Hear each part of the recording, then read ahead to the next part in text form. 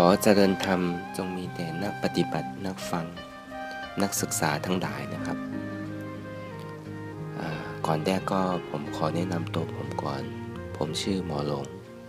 ชื่อจริงชื่อนายเพชรแท้กองสร้อยก็เป็นศิษย์ของหลวงพ่อทีวิจิตรธรรมอนัตตารามธรรมโบแล้วก็เป็นประธานที่ปรึกษาอนัตตาวิปัสสนากรรมฐานอำเภอแม่สายสาขาที่หลวงพ่อมาเปิดนะครับก็ตอนนี้อายุผมก็ประมาณ35-36นะครับก็ผมจะมาเล่าประสบการณ์ที่ผมได้ปฏิบัติวิธีภาวนาของอนัตตาวิปัสสนากรรมฐานแล้วก็ที่ได้มามอบตัวถวายจิตให้แก่องค์พระบิดาสัมมาสัมพุทธเจ้าและพระธรรมอนัตตาและพระอริยสงฆ์หรือหลวงพ่อทีวิจิตรธรรมะเวลานี้ก็เป็นเวลา 7:40 นาทีแล้วก็วันที่ 28 เดือนตุลาคม พ.ศ. 2559 อัดที่ว่านผาคำเก่าที่สำนักของผมเองที่บ้านนะครับก็บุญกุศลที่ผมได้เผยแพร่ธรรมทานในวันนี้ก็อุทิศส่วนบุญกุศลให้แด่พระเจ้าอยู่หัวภูมิพลอดุลยเดชที่ได้สวรรคตไปเมื่อวันที่ 13 เดือนกันยาที่ผ่านมาบุญกุศลที่ข้าพเจ้าได้บรรยายในวันนี้ก็อุทิศส่วนบุญให้แก่องค์สมเด็จพระเจ้าอยู่หัวภูมิพลอดุลยเดชให้ท่านได้พ้นทุกข์ถึงสุขบุญใดที่ได้ทำในครั้งนี้นะครับแล้วก็เพื่อให้เรานักปฏิบัติทั้งหลายได้เข้าใจในแนวทางปฏิบัตินะครับแล้วก็ผมพูดไม่ชัดเกี่ยวกับเรื่องภาษาไทยเนี่ยยังไงก็ให้รัดกันเอาก็แล้วกันนะครับเพราะว่าฟังชัดมาก็เยอะเนาะอันนี้พูดด้วยจิตด้วยใจที่เป็นเชิงปฏิบัติจุดประสงค์ก็คือนักปฏิบัติที่กำลังอยากจะปฏิบัติก็ให้มีศรัทธาและปฏิบัติต่อไปแล้วก็ที่ปฏิบัติมายาวนานแล้วอาจจะยังไม่เข้าใจท่องแท้ในการปฏิบัติก็ให้ตั้งใจฟังนะครับ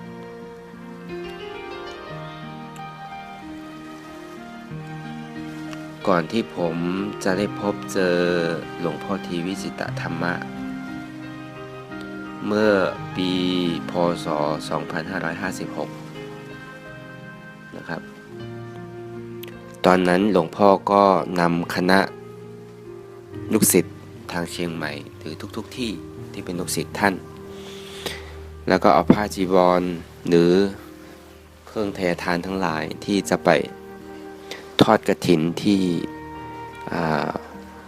วัดบิโลกหรือวัดปิตกะปางหลง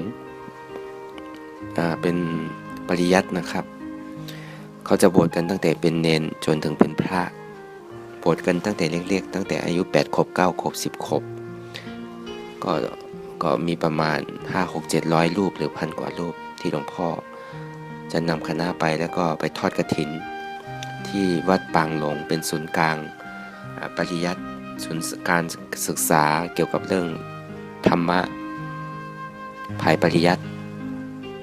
ท่านก็นำคณะไปน่าจะเป็นครั้งที่ 3แล้วก็ท่านก็จะไปเปิดกรรมฐานวิปัสสนาคอร์สที่ราชฉานพอดีที่ว่านจ๋าเมืองมุจอกเมที่ราชฉาน ก็พอดีมีเพื่อนกัลยาณมิตรชื่อว่ามอนยาจา หรือเงาวันเป็นนักจัดวิทยุเกี่ยวกับเรื่องต่อต้านการค้ามนุษย์แล้วก็ทรัพยากรธรรมชาติและสิ่งแวดล้อมก็มาเจอแล้วมาคุยว่าหลวงพ่อทีจะไปในราชฉานแล้วก็ไปทอดกฐินแล้วก็ไปเปิดธรรมะคราวนี้ผมก็ได้ยินคำว่าอนัตตาวิปัสสนาก็เลยถามกันว่าวิธีการหลวงพ่อทีเป็นยังไงแกก็บอกว่าวิธีการหลวงพ่อเนี่ยให้นั่งปฏิบัติแล้วก็อะไรเกิดขึ้นมาก็อนัตตาอย่างเดียวก็รู้สึกมันมีปีติแล้วก็เหมือนที่เรารอคอยมานานไม่เคยได้ยินก็เลยมีความคิดออกมาว่าอย่างนั้นก็ยังไงก็คือหลวงพ่อจะไปอยู่แล้วในราชฉานก่อนที่หลวงพ่อจะไปเนี่ยก็อยากให้นิมนต์หลวงพ่อมาเปิดกรรมฐานที่อำเภอแม่สายก็เลยมาปรึกษาก็มีเพื่อนกัน3 คนคนที่1ก็คือพ่อเลี้ยงสมบูรณ์หรือจอมวันภรรยานางหอมครอบครัวหนึ่งแล้วก็พี่พอกะหรือว่านายนวลนามชื่นนางละหรือนางละที่เป็นเจ้าของข้าวซอยตัดตากวางทองป่าเมือซอย4แล้วก็ผมหมอหลงภรรยานางน้ำทิพย์ที่อยู่ฝากคำนี้ครับก็มาปรึกษากันว่าการที่จะจัดปฏิบัติเนี่ยมันต้องใช้งบประมาณเยอะไหมแล้วจัดแบบไหนพี่มรยาจาที่เป็นศิษย์ของหลวงพ่อท่านก็บอกว่ามันไม่ได้ยากอะไรหรอกขอให้เรามีสถานที่แล้วก็มีผู้มาปฏิบัติสัก40-50 คนหรือ30 คนอย่างนี้ท่านก็จะมาเปิดกรรมฐานให้ได้อยู่มันไม่ต้องทำอะไรมากเกี่ยวกับเรื่องข้าวปลาอาหารสุกเนี่ยเราก็ทำแบบบุฟเฟ่ทำไว้ถ้าเวลาใครชอบแบบไหนเราก็มาตักเอาเองแล้วก็ล้างเองกินเองล้างเองมันเป็นวิธีที่ง่ายอยู่แล้วมันไม่ได้ยากอะไรเลยแกก็บอกอย่างนี้ก็ตกลงกันว่าจะนิมนต์หลวงพ่อมาเปิดกรรมฐานก็ตกลงกันก็ทำกับข้าวกับอะไรที่บ้านแล้วก็ยกก็หาสถานที่วัดหาจัดที่วัดก็ไปได้ที่วัดสันทรายหมู่11ไปทางสะพานมิตรภาพ2ในอำเภอแม่สายนะครับแล้วก็มาจัดกันเรียบร้อยเสร็จคราวที่หลวงพ่อมาเปิดกรรมฐานเนี่ยน่าจะเป็นช่วงหลัง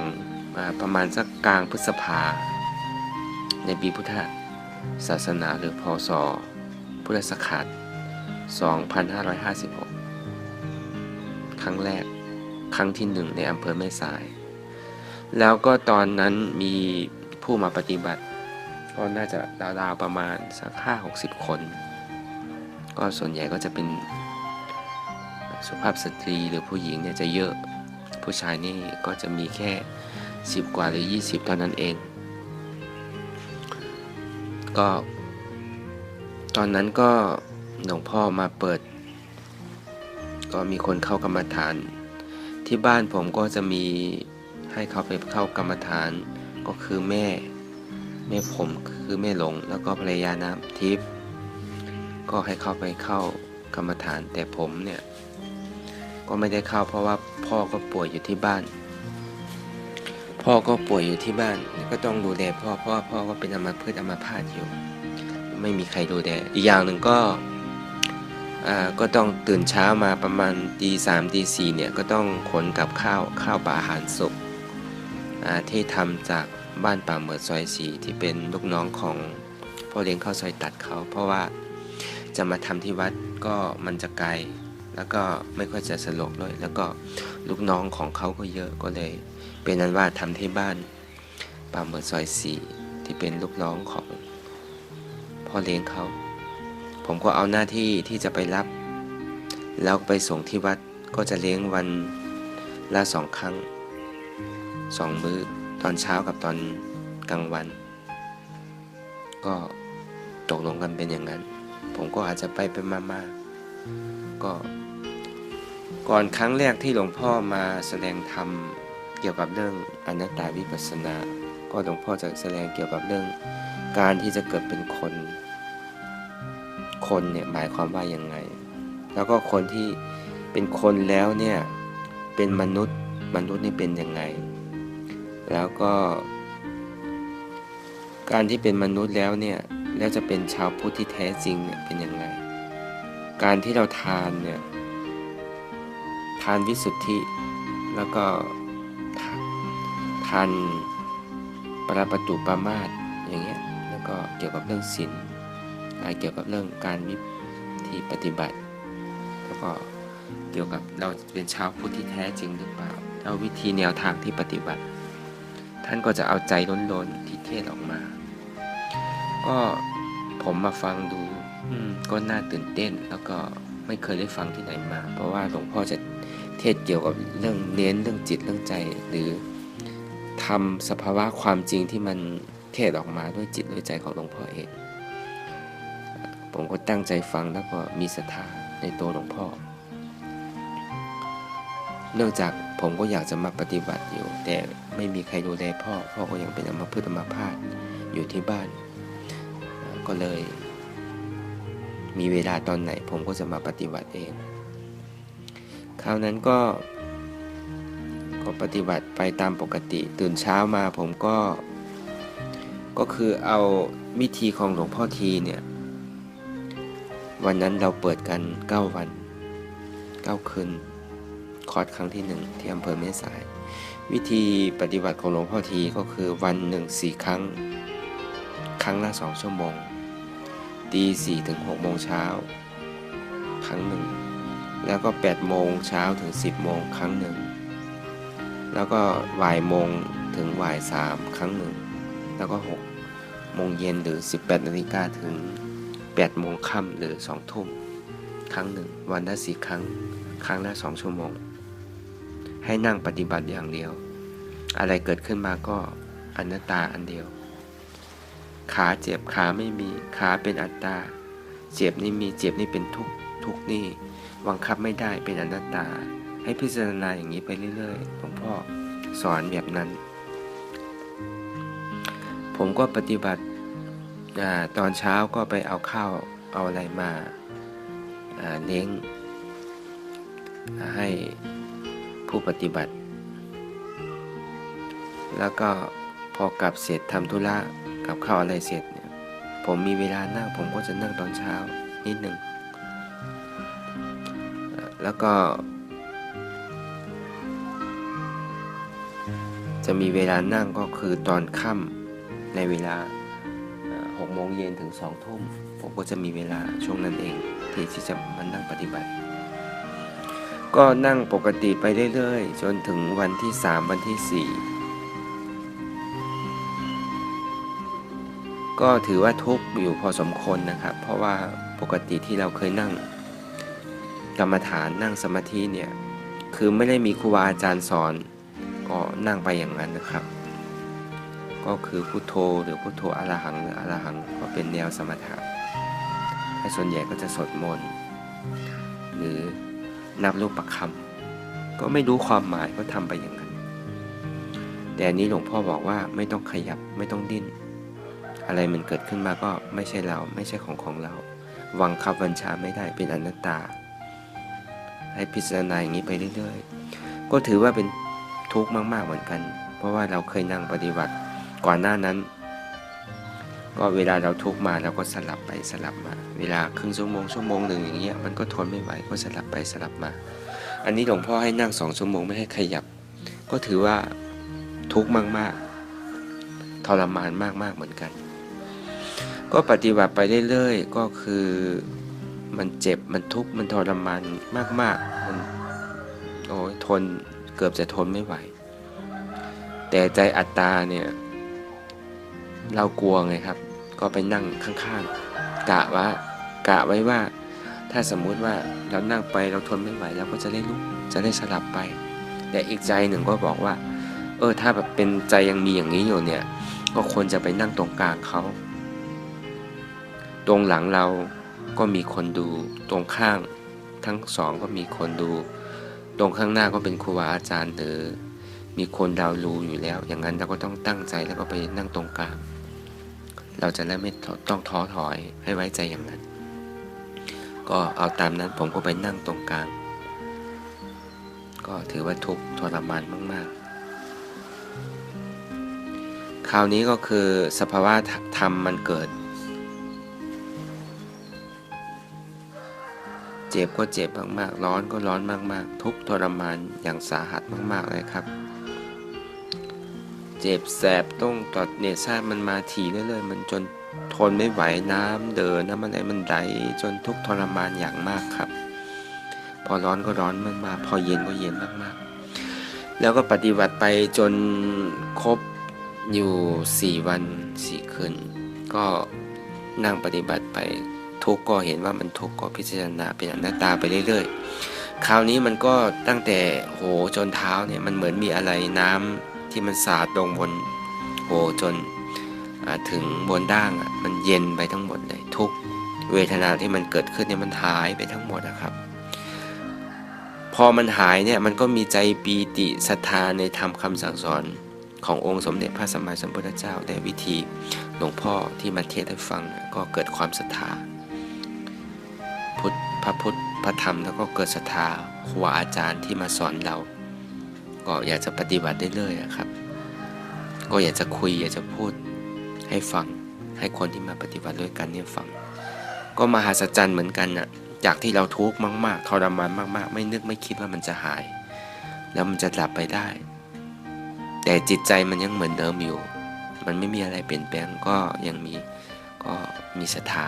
หรือสนใจในการปฏิบัติมากขึ้นเพราะไม่ได้สดไม่ได้อะไรมากมายมันก็ไม่ได้เสียเวลาแต่ก็จะเน้นเรื่องการนั่งปฏิบัติในวิธีหลวงพ่อทีเนี่ยไม่ให้สดแล้วก็ไม่ให้กดน้ำหรือตกลงประคำก็คือนั่งปฏิบัติอย่างเดียวครับก็ปฏิบัติไปเรื่อยๆก็เจออีกครั้งหนึ่งเหมือนคล้ายๆว่าผมนั่งปฏิบัติอยู่สามารถที่จะถอดตัวเองได้แล้วก็จะเห็นคนนั่งปฏิบัติอยู่แล้วก็เห็นที่ผมกำลังนั่งปฏิบัติอยู่ก็เห็นเหมือนมันจิตที่มันดุดออกมาแล้วก็มามองเห็นคนได้ทั่วๆไปก็เลยเอาคำของหลวงพ่อบอกว่าให้เห็นทุกข์อย่างเดียวนะพิจารณาที่ทุกข์นั่นแหละบังคับมันไม่ได้คืออนัตตาอันนี้ที่เห็นอยู่แบบนี้มันไม่ใช่เนี่ยมันเป็นภาพลวงตามันเป็นการหยอกเนี่ยก็เลยต้องถอยกลับมาอีกจากนั้นที่เป็นอยู่เนี่ยผมก็สู้อยู่นะครับสู้อยู่วันที่5ที่วันที่4ที่5ที่6ก็สู้กับทำอยู่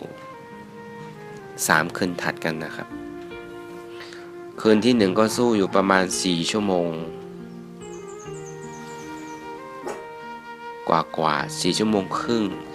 แล้วก็วันที่2ก็สู้อยู่5 ชั่วโมงครึ่งแล้วก็วันที่3ก็สู้อยู่ประมาณสัก6 ชั่วโมงมันก็ทุกข์ทรมานมากๆไม่เคยนั่งกรรมฐานนานที่สุดก็ไม่เกิน2 ชั่วโมงครับอันนี้ก็สู้ให้เต็มที่ไปเลยก็ทั้งหมดที่มาปฏิบัติด้วยกันก็อายุผมก็น้อยกว่าคนอื่นทั้งหมดส่วนใหญ่คนที่มาปฏิบัติกันก็40หรือ50หรือ60ขึ้นไป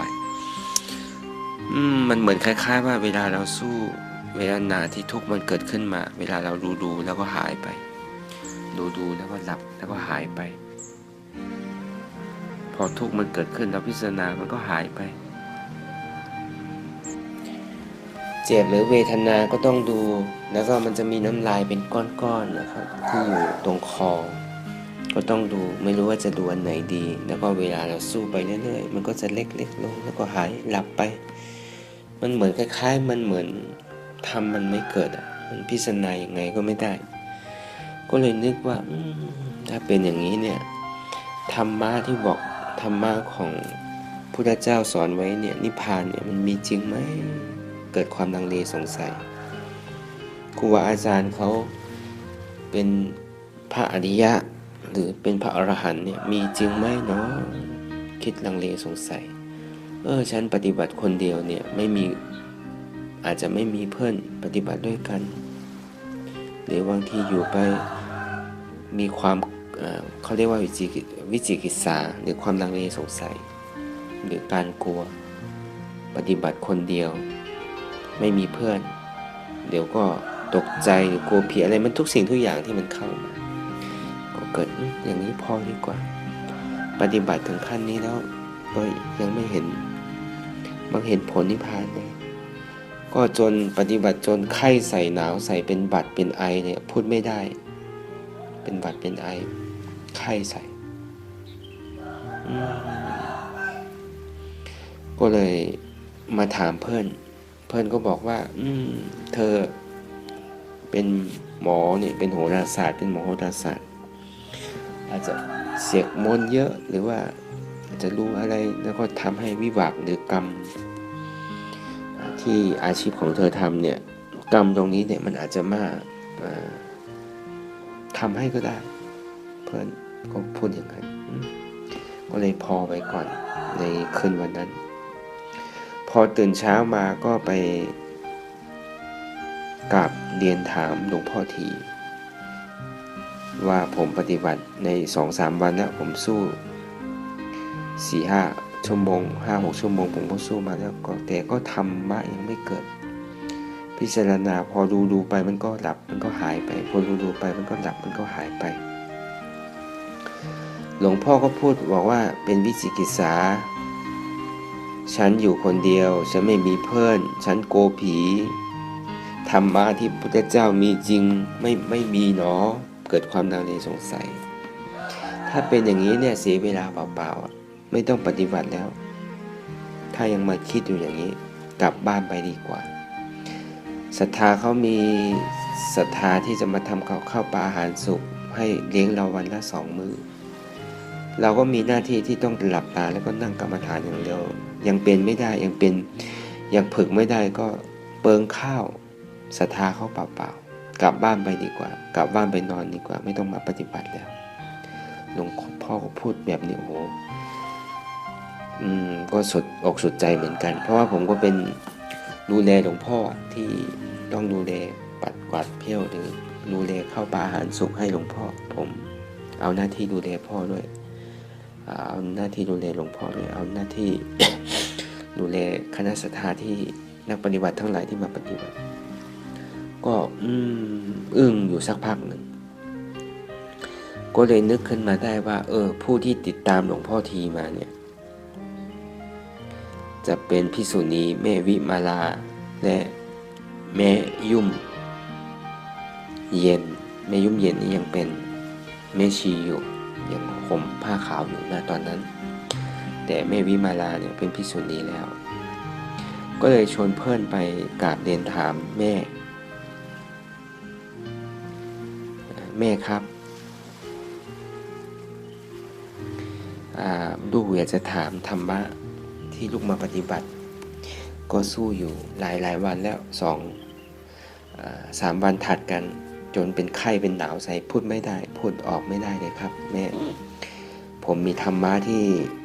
อยากจะมาถามแม่ขอให้แม่ชี้ทางให้ผมหน่อยแม่ก็บอกลูกพูดมาเลยมีอะไรก็ถามมาเลยเดี๋ยวแม่จะอธิบายให้ฟังผมมีปัญหาอยู่3 ข้อนะครับแม่อยากจะถามแม่ปัญหาที่1ตอนเล็กๆตอนอายุผม8 ขวบ 9 ขวบเนี่ยผมเคยอธิษฐานจิตอยากจะเป็นพุทธพรหมหรืออยากจะเป็นพระสัมมาสัมพุทธเจ้าอยากจะสร้างบารมีและเป็นพระพุทธเจ้าอันนี้ข้อที่1มันอาจจะเป็นอันตรายต่อมรรคผลนิพพานที่ผมมาปฏิบัติสู้ถึงขนาดนี้เนี่ยก็ยังไม่ได้เห็นมรรคผลนิพพานไม่ได้รู้ธรรมหาทางออกไม่ได้อันนี้มันเป็นปัญหาอุปสรรคหรือเปล่าแม่เป็นเพราะผมได้ตั้งจิตอธิษฐานเป็นพระพุทธเจ้าหรือเป็นพุทธพรหมมันก็เลยไม่สามารถที่จะบรรลุถึงมรรคผลนิพพานในชาตินี้ได้แม่วีก็บอกว่าลูกอันนี้มันเป็นของคนบ้าพระพุทธเจ้าของเราเนี่ยมีแค่องค์เดียวมันไม่ได้มีหลายๆองค์มันไม่ใช่ว่าจะได้เป็นกันง่ายๆพูดไปอย่างนั้นแหละมันไม่ได้หรอก ในยุคในสมัยนี้มันเป็นที่มีอยู่ตอนนี้ก็คือพระพุทธเจ้าโกตมะนั่นเองลูกลืมไปเถอะลูกถอนเถอะมันไม่ได้มีอุปสรรคอะไรขอให้ลูกถอนเถอะครับอย่างนั้นผมก็โล่งออกไปอย่างหนึ่งแล้วก็ปัญหาข้อที่สองก็คือเวลาผมมันนั่งสมาธิเนี่ยมันก็จะมีลูกเป็นก้อนอยู่ตรงคอเวทนาก็ต้องดูที่มันเป็นก้อนก็ต้องดูไม่รู้ว่าจะดูยังไงเพราะว่ายังกั้นน้ำลายไว้อยู่ไม่รู้ว่าจะรู้เวทนาอันไหนดีมันเป็นเพราะผมเป็นหมอโหราศาสตร์หรือต้องดูต้องทายให้คนอื่นเขาก็เลยทำให้ขวางมรรคผลนิพพานเป็นวิบากกรรมที่ผมได้ทำอย่างนั้นหรือเปล่าอันนี้ผมค้างคาใจมากแม่ก็บอกว่าลูกอันนั้นมันเป็นเรื่องเล็กเปรียบเทียบอังคุลิมานเนี่ยฆ่าคนเนี่ยเอานิ้วมือมาห้อยคอเนี่ยเป็นพันคนเนี่ยฆ่าคนตายนะอันนั้นพอเขารู้ตัวว่าสิ่งที่เขาทำเนี่ยมันผิดพอมาพังธรรมพุทธเจ้าโปรดแล้วเขาก็ได้ปฏิบัติถึงมรรคผลนิพพานก็ยังได้นี่แล้วลูกไปฆ่าใครล่ะลูกไปหายใครตกน้ำหูน้ำตาแล้วมันไม่มีนี่ลูกไม่ต้องไปเป็นห่วงมันไม่เกี่ยวอะลูกถ้าเราไม่ได้ผิดถูกอนันตริยกรรมก็คือ1ทำให้ผ่าเท้าของพุทธเจ้าเปื้อนเลือด2ฆ่าพระอรหันต์3ฆ่าพ่อ4ฆ่าแม่5ทำให้พระสงฆ์องค์เจ้าแตกเป็น2อนันตริยกรรมถ้าเราไม่ถูกเนี่ยมรรคผลนิพพานเนี่ยต้องปรากฏนะลูกต้องปรากฏในชาตินี้แน่นอนผมก็ล่วงไป2อย่างนะครับที่ปัญหาแม่ตอบให้แล้วก็ปัญหาข้อที่3ก็คือ3พอผมมานั่งสมาธิแล้วเนี่ยเวทนาฐานหลักขาหรือที่เรานั่งเนี่ยมันทุกข์ทรมานก็ต้องดูแล้วก็น้ำลายที่มันอยู่ตรงคอเนี่ยก็ต้องดูไม่รู้ว่าจะทำยังไงดีจะเอามันออกมาก็อายเขาจะอื่นเข้าไปเดี๋ยวมันก็เกิดขึ้นอีกจะทำยังไงดีเนาะแม่บอกว่าของมันไม่ดีอ่ะมันเป็นของกิเลสทั้งนั้นเลยมันเป็นของสกปรกของมันไม่ดีอ่ะจะไปอ้านแล้วจะไปอื่นอีกทำไมล่ะถ้าอายเขาก็เอาผ้าเช็ดมาวางไว้ตรงตักเวลามันอะไรมันขึ้นมาเราก็ปล่อยสิให้น้ำลายไหลเลยน้ำลายให้มันไหลออกมาทั้งหมดของมันไม่ดีอ่ะลูกจะไปเก็บไว้ทำไมเวลาเราสู้เวทนาเนี่ยขี้มันจะแตกก็ให้มันแตกสิเยี่ยวจะฉี่ราดไปเลยก็ให้มันฉี่ไปไม่ต้องไปสนใจตอนที่เราสู้เวทนาถ้าไม่มีใครกวาดใครเพี้ยวเนี่ยเดี๋ยวแม่จะทำเองลูกไม่ต้องห่วงปัญหา3ข้อนี้แม่ก็บอกให้ชัดเจนนะผมก็ขอบใจแล้วก็ขอบพระคุณแม่อย่างยิ่งอย่างสูงมากๆถ้าไม่มีแม่มาอธิบายให้ฟังเนี่ยก็อาจจะยังไม่เข้าใจก็เลยคุยกับแม่ว่าแม่ตอนนี้ผมเป็นผ่ายที่ต้องไปขนข้าวขนปลาที่ต้องเอามาให้นักปฏิบัติแล้วก็ให้นักปฏิบัติเขาทานผมไม่ได้มีเวลาที่จะมาสู้เต็มที่แล้วผมจะทำยังไงที่จะให้มาสู้เต็มที่ได้แม่ก็บอกว่าถ้ามันมีคนแทนลูกลูกก็หาคนแทนสิลูกถ้าหาคนแทนได้ลูกก็มาปฏิบัติเลยงานที่ลูกทำอยู่เนี่ยมันไม่ใช่ว่ามันไม่ดีมันดีแต่ว่ามันไม่จบมันยังยาวนานเราต้องกุ้มใจเรื่องผู้ปฏิบัติต้องทำข้าวปลาอาหารสุกมาอยู่เนี่ยมันไม่จบไม่สิ้นแต่งานที่มาปฏิบัติทางจิตทางใจเนี่ยมันสามารถที่จะรับภพรับชาติแล้วก็จะสามารถจะจบกิจได้แม่พูดอย่างนั้นก็พอดีวันนั้นก็มีลูกน้องของพ่อเล็กเขาซอยตัดเขาก็มาปฏิบัติเหมือนกันแต่เขาก็กลับไปวันนั้นพอดี ก็เลยไปปรึกษาเดินกันว่าอย่างนั้นก็พิศักดิ์เขาชื่อพิศักดิ์นะครับอย่างนั้นผมอยากจะมาปฏิบัติที่พอจะแทนที่จะขับรถอะไรเอาเข้าป่าอันสุกมาให้นักปฏิบัติทานเอาหน้าที่ตรงนี้ได้ไหมพี่เขาบอกไม่มีปัญหาเรื่องที่จะขนเข้าป่าอันสุกมาเนี่ยเดี๋ยวพี่จะทำหน้าที่เองเดี๋ยวผมจะทำหน้าที่เองอย่างนั้นก็ดีแล้วอย่างนั้นก็ดีแล้วอย่างนั้นผมก็เลยมากราบแม่ว่าแม่ตอนนี้ผมหาผู้แทนได้แล้วผมหาตัวแทนได้แล้วผมจะมานั่งปฏิบัติใน3 คืนเนี่ยมันก็จะเป็น3 คืนก็คือจะสุดท้ายแล้วครับก็หาผู้แทนได้แล้วผมก็มาบอกแม่นั้นแม่ก็บอกว่าอันนี้ดีแล้วลูกอย่างนี้เนี่ยเขาถึงเรียกว่าเป็นคนฉลาดถ้ามีผู้แทนแล้วก็ให้คนที่ทำแทนเราก็ได้เราก็มาปฏิบัติสิอันนี้เขาเรียกว่าคนฉลาดคราวนั้นผมก็ขอบพระคุณแม่อย่างมากนะครับก็ผมก็มาปฏิบัติก็ได้เอาผ้าห่มคนนอนของผมมานั่งเอามาที่บ้านแล้วก็มาตั้งใจปฏิบัติจริงๆจังๆเลยเมื่อก่อนเนี่ยมานะอัตตนิทิของผู้ชายเนี่ยเยอะเวลาเรานั่งสมาธิแม้แต่นั่งสมาธินะครับเราจะบอกว่าเอาขาขวาทับขาซ้ายเอามือขวาทับมือซ้ายอันนี้มันก็เป็นมานะนะครับคราวนี้ผมก็ตั้งจิตว่าถ้าไม่มีแม่วิมาลามาอธิบายให้ฟังขนาดนี้เนี่ยผมก็ยังมีอะไรค้างคาใจอยู่ไม่ใช่ว่าหลวงพ่อแม่อธิบายให้มันไม่ใช่อย่างนั้นนะครับหลวงพ่อจะพูดตรงไปตรงมาคือไม่ได้มีอะไรมากคือไม่ได้อะไรเล็กๆน้อยๆหลวงพ่อจะมาอธิบายหลวงพ่อจะพูดตรงไปเลยคือเราต้องตัดใจให้ได้เลยแต่แม่วีเนี่ยเราสามารถจะคุยได้ทุกเรื่องได้ก็เลยถามแม่วีก็อธิบายให้ฟังอย่างนั้นผมก็โล่งอกโล่งใจไปไม่มีอะไรค้างคาใจแล้วผมก็เป็นผู้นำแล้วก็เป็นหัวหน้าเวลาเรากราบพระเสร็จแล้วก็กราบแม่ก็พาผู้ชายทั้งหลายเนี่ยกราบแม่วิมาลาแต่บางทีเรากราบอยู่ข้างนอกนะครับแต่จิตใจเนี่ยไม่ยอมรับทั้งที่เราเป็นผู้ชายคนหนึ่งเรามากราบผู้หญิงเนี่ยมันมีข้อสงสัยที่ถามตึ้งๆอยู่ข้างในครับ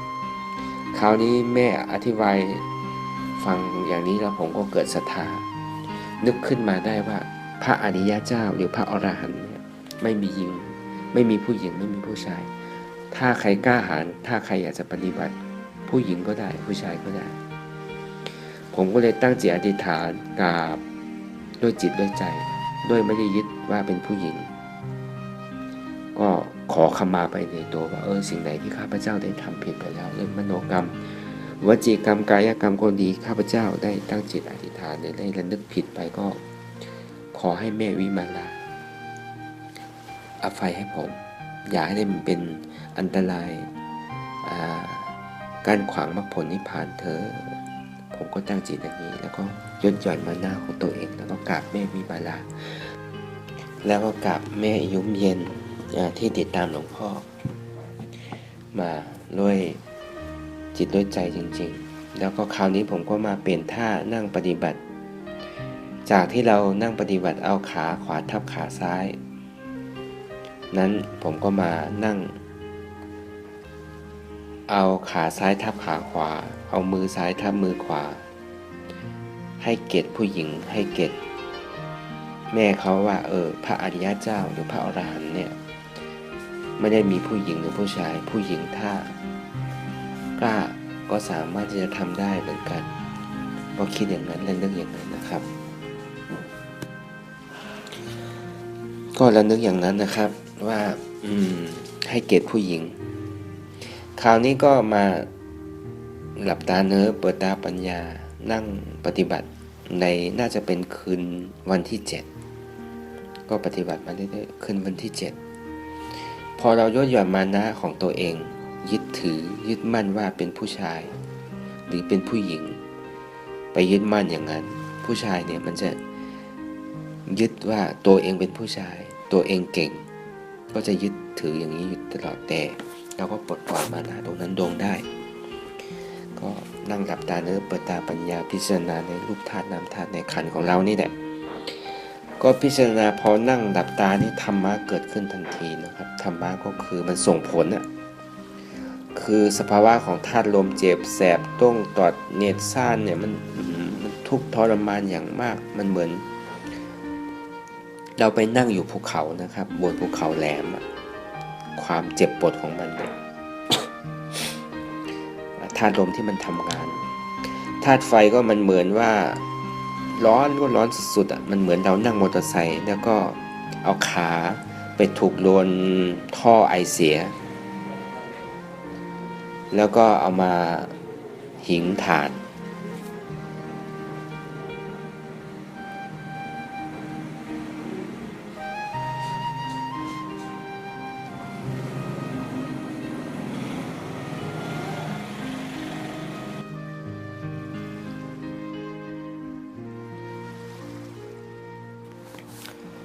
พอมานั่งหลับตาเนื้อเปิดตาปัญญา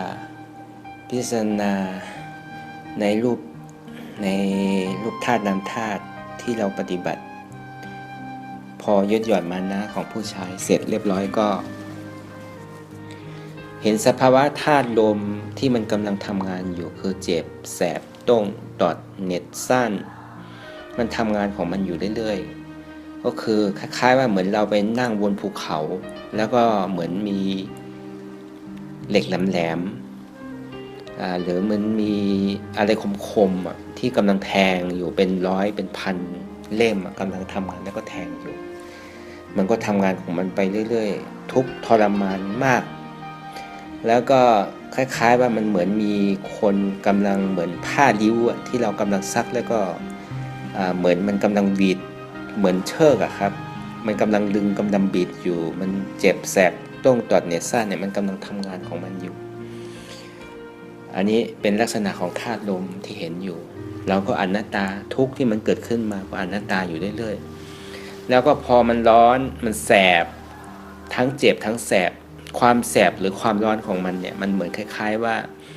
เวลาเรานั่งมอเตอร์ไซค์มันจะมีท่อไอเสียหรือเราไปล้มหรือไปถูกเอาตรงหน่องของเราขาของเราเนี่ยไปถูกมันก็จะถูกมันจะร้อนมากๆจากที่มันร้อนมันถลอกแล้วก็มันจะบวมแล้วก็เอามาหิงไฟหรือเอาหิงถ่านมันร้อนมันแสบขึ้นมันทุกข์ทรมานมากๆเวทนาเจ็บแสบต้องตอดเนี่ยซ่านร้อนสุดยอดของสุดยอดครับแล้วก็เหงื่อเนี่ยมันไม่ใช่ว่าไหลธรรมดามันจะไหลแล้วก็มันก็จะละลายไปอันนี้มันไม่ใช่มันเหงื่อที่มันออกมาเนี่ยมันตกมาเนี่ยมันเท่าเม็ดมะขามหรือเท่าเม็ดข้าวโพดความใหญ่ของมันนะมันจะประมาณนั้นเลยมันก็ทำงานของมันอยู่เรื่อยๆแล้วก็พิจารณาอะไรมันเกิดขึ้นมาก็เป็นอนัตตาอย่างเดียวอนัตตาหลวงพ่อบอกว่าทุกขากูเจ็บขากูเนี่ยเป็นอัตตาเจ็บนี่มีจริงเจ็บนี่เป็นทุกข์นี่บังคับไม่ได้เป็นอนัตตาเห็นแล้วก็พิจารณาอย่างนี้ไปเรื่อยๆมันก็ทำงานของมันอยู่เรื่อยๆพอมันมาลมเขาเรียกว่าอนุโลมญาณมันเกิดขึ้นแล้วก็อัตตาทิฏฐิก็ขึ้นมาถามทันทีเลยว่าหยุดนะถ้ามึงเรือนต่อเนี่ยมึงจะตายพ่อล่ะแม่มึงล่ะแล้วก็ภรรยาลูกมึงล่ะมึงไม่เสียดายเหรอมึงไม่กลัวเหรอถ้ามึงตายไปแล้วใครจะดูแลเหมือนคล้ายๆว่าอัตตาตัวนี้มันขึ้นมาถามทันทีครับตอนนั้นเนี่ยจิตเนี่ยมันรวมเป็นหนึ่งมันไม่ได้ฟุ้งซ่านไม่ได้อะไรมันเห็นทุกอย่างเดียวก็เลยนึกขึ้นมาได้ว่าทุกสิ่งทุกอย่างเนี่ยไม่เสียดายหรอกไม่ว่าจะเป็นพ่อหรือแม่หรือลูกหรือแฟนอะไรเนี่ยไม่เสียดายสิ่งที่เสียดายที่สุดก็คือไม่ได้เห็นธรรมะไม่ได้เห็นธรรมอันนี้เสียดายกว่าเรื่องที่จะสู้เนี่ยไม่เสียดายหรอกจะอะไรมันจะเกิดก็ช่างมันจะตายก็ให้มันตายไปเลยจะทุกข์ทรมานแค่ไหนก็จะอดทนปฏิบัติไปเรื่อยๆนี่แหละนึกอยู่ในใจอย่างนั้นคราวนั้นพอสักพักหนึ่งประมาณสักไม่ถึง2 ชั่วโมงครับมันก็หลีดสิ่งที่เราพิจารณาอยู่อย่างนั้นเนี่ยมันก็เข้ามาที่ทำให้ใจตายเกิดครับมันเหมือนว่าเราเคยได้ตายมาหลายชาติหลายยุค หลายกับหลายการที่ผ่านมาที่เราเคยตายเหมือนจุดนั้นที่เราเหมือนเคยตายมาตลอดอ่ะมันก็ส่งขึ้นมามันเหมือนใจจะขาดเลยครับแล้วก็มันนึกพิจารณาว่าอะไรที่มันเกิดขึ้นมาก็ไม่ใช่เราไม่ใช่ของเราทุกอย่างบังคับบัญชาไม่ได้ช่างมันอะไรมันจะเกิดก็มันเป็นเรื่องของมันเป็นเรื่องของธาตุมันเป็นเรื่องของธาตุดินน้ำไฟลมไม่ได้มีตัวตนไม่ได้มีเขามีเราไม่ได้มีอะไรทั้งสิ้นทั้งหลายไม่มีแล้วก็สู้ไปเรื่อยๆแล้วก็เอาผ้าที่น้ำลายที่มันออกมาตามปากเราไม่ได้กั้นนะครับก็เอามารองไว้ตรงตักอยากมันจะย้อยก็ให้มันย้อยตามผ้าเช็ดที่เราเตรียมไว้นะคราวนี้มันก็จะได้เห็นเวทนาแล้วก็จะได้เห็นธรรมแล้วก็พิจารณาไปเรื่อยๆจนอยู่สักพักหนึ่งมันก็ส่งครับส่งเหมือนใจจะขาดจริงๆมันก็ขึ้นมาอนัตตาตรงนี้ขึ้นมาประหารทันทีนะครับพอประหารปุ๊บมันก็เหมือนตัวของเราเนี่ยมันดีดขึ้นบนอากาศนะครับดีดขึ้นบนอากาศเลยคือคล้ายๆว่าจิตรู้กับเวทนาที่มันทำงานเนี่ยมันจะหลับที่จิตรู้ก่อนมันเหมือนใจเราขาดจริงๆเลยขาดปุ๊บพอใจเราขาดเนี่ยเวทนาก็หลับทันทีทุกทั้งหมดที่เคยเป็นที่หลวงพ่อเขียนไว้ว่าทำก็ได้ไข้ก็หายตายก็รอดยอดก็สุดขุดหักลากหัวกลัวไม่มีขี่ไม่จับลาบไม่ต้องของไม่สะสมชมนิพพานยานสว่างอันนี้มันจะเกิดขึ้นทันทีก็จะเหาะขึ้นคล้ายๆว่ามันไปอยู่เหนือบนอากาศเหมือนคล้ายๆเหมือนขนนกที่มันกำลังล่องอยู่บนอากาศนะครับมันลักษณะที่หลวงพ่อบอกเป่าเวาเย็นแล้วก็สนุกสนานเหมือนว่าเป่าเวาเย็นสงบอย่างนี้มันจะเกิดขึ้นทันทีเลยครับ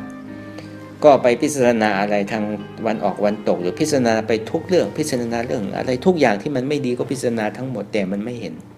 มันก็จะเห็นเป็นอนัตตาเดียวอันหนึ่งอะไรเกิดขึ้นมาก็เป็นอนัตตาตัดไปเรื่อยๆครับก็จนพอดีถึง2 ชั่วโมงกว่าก็ปฏิบัติ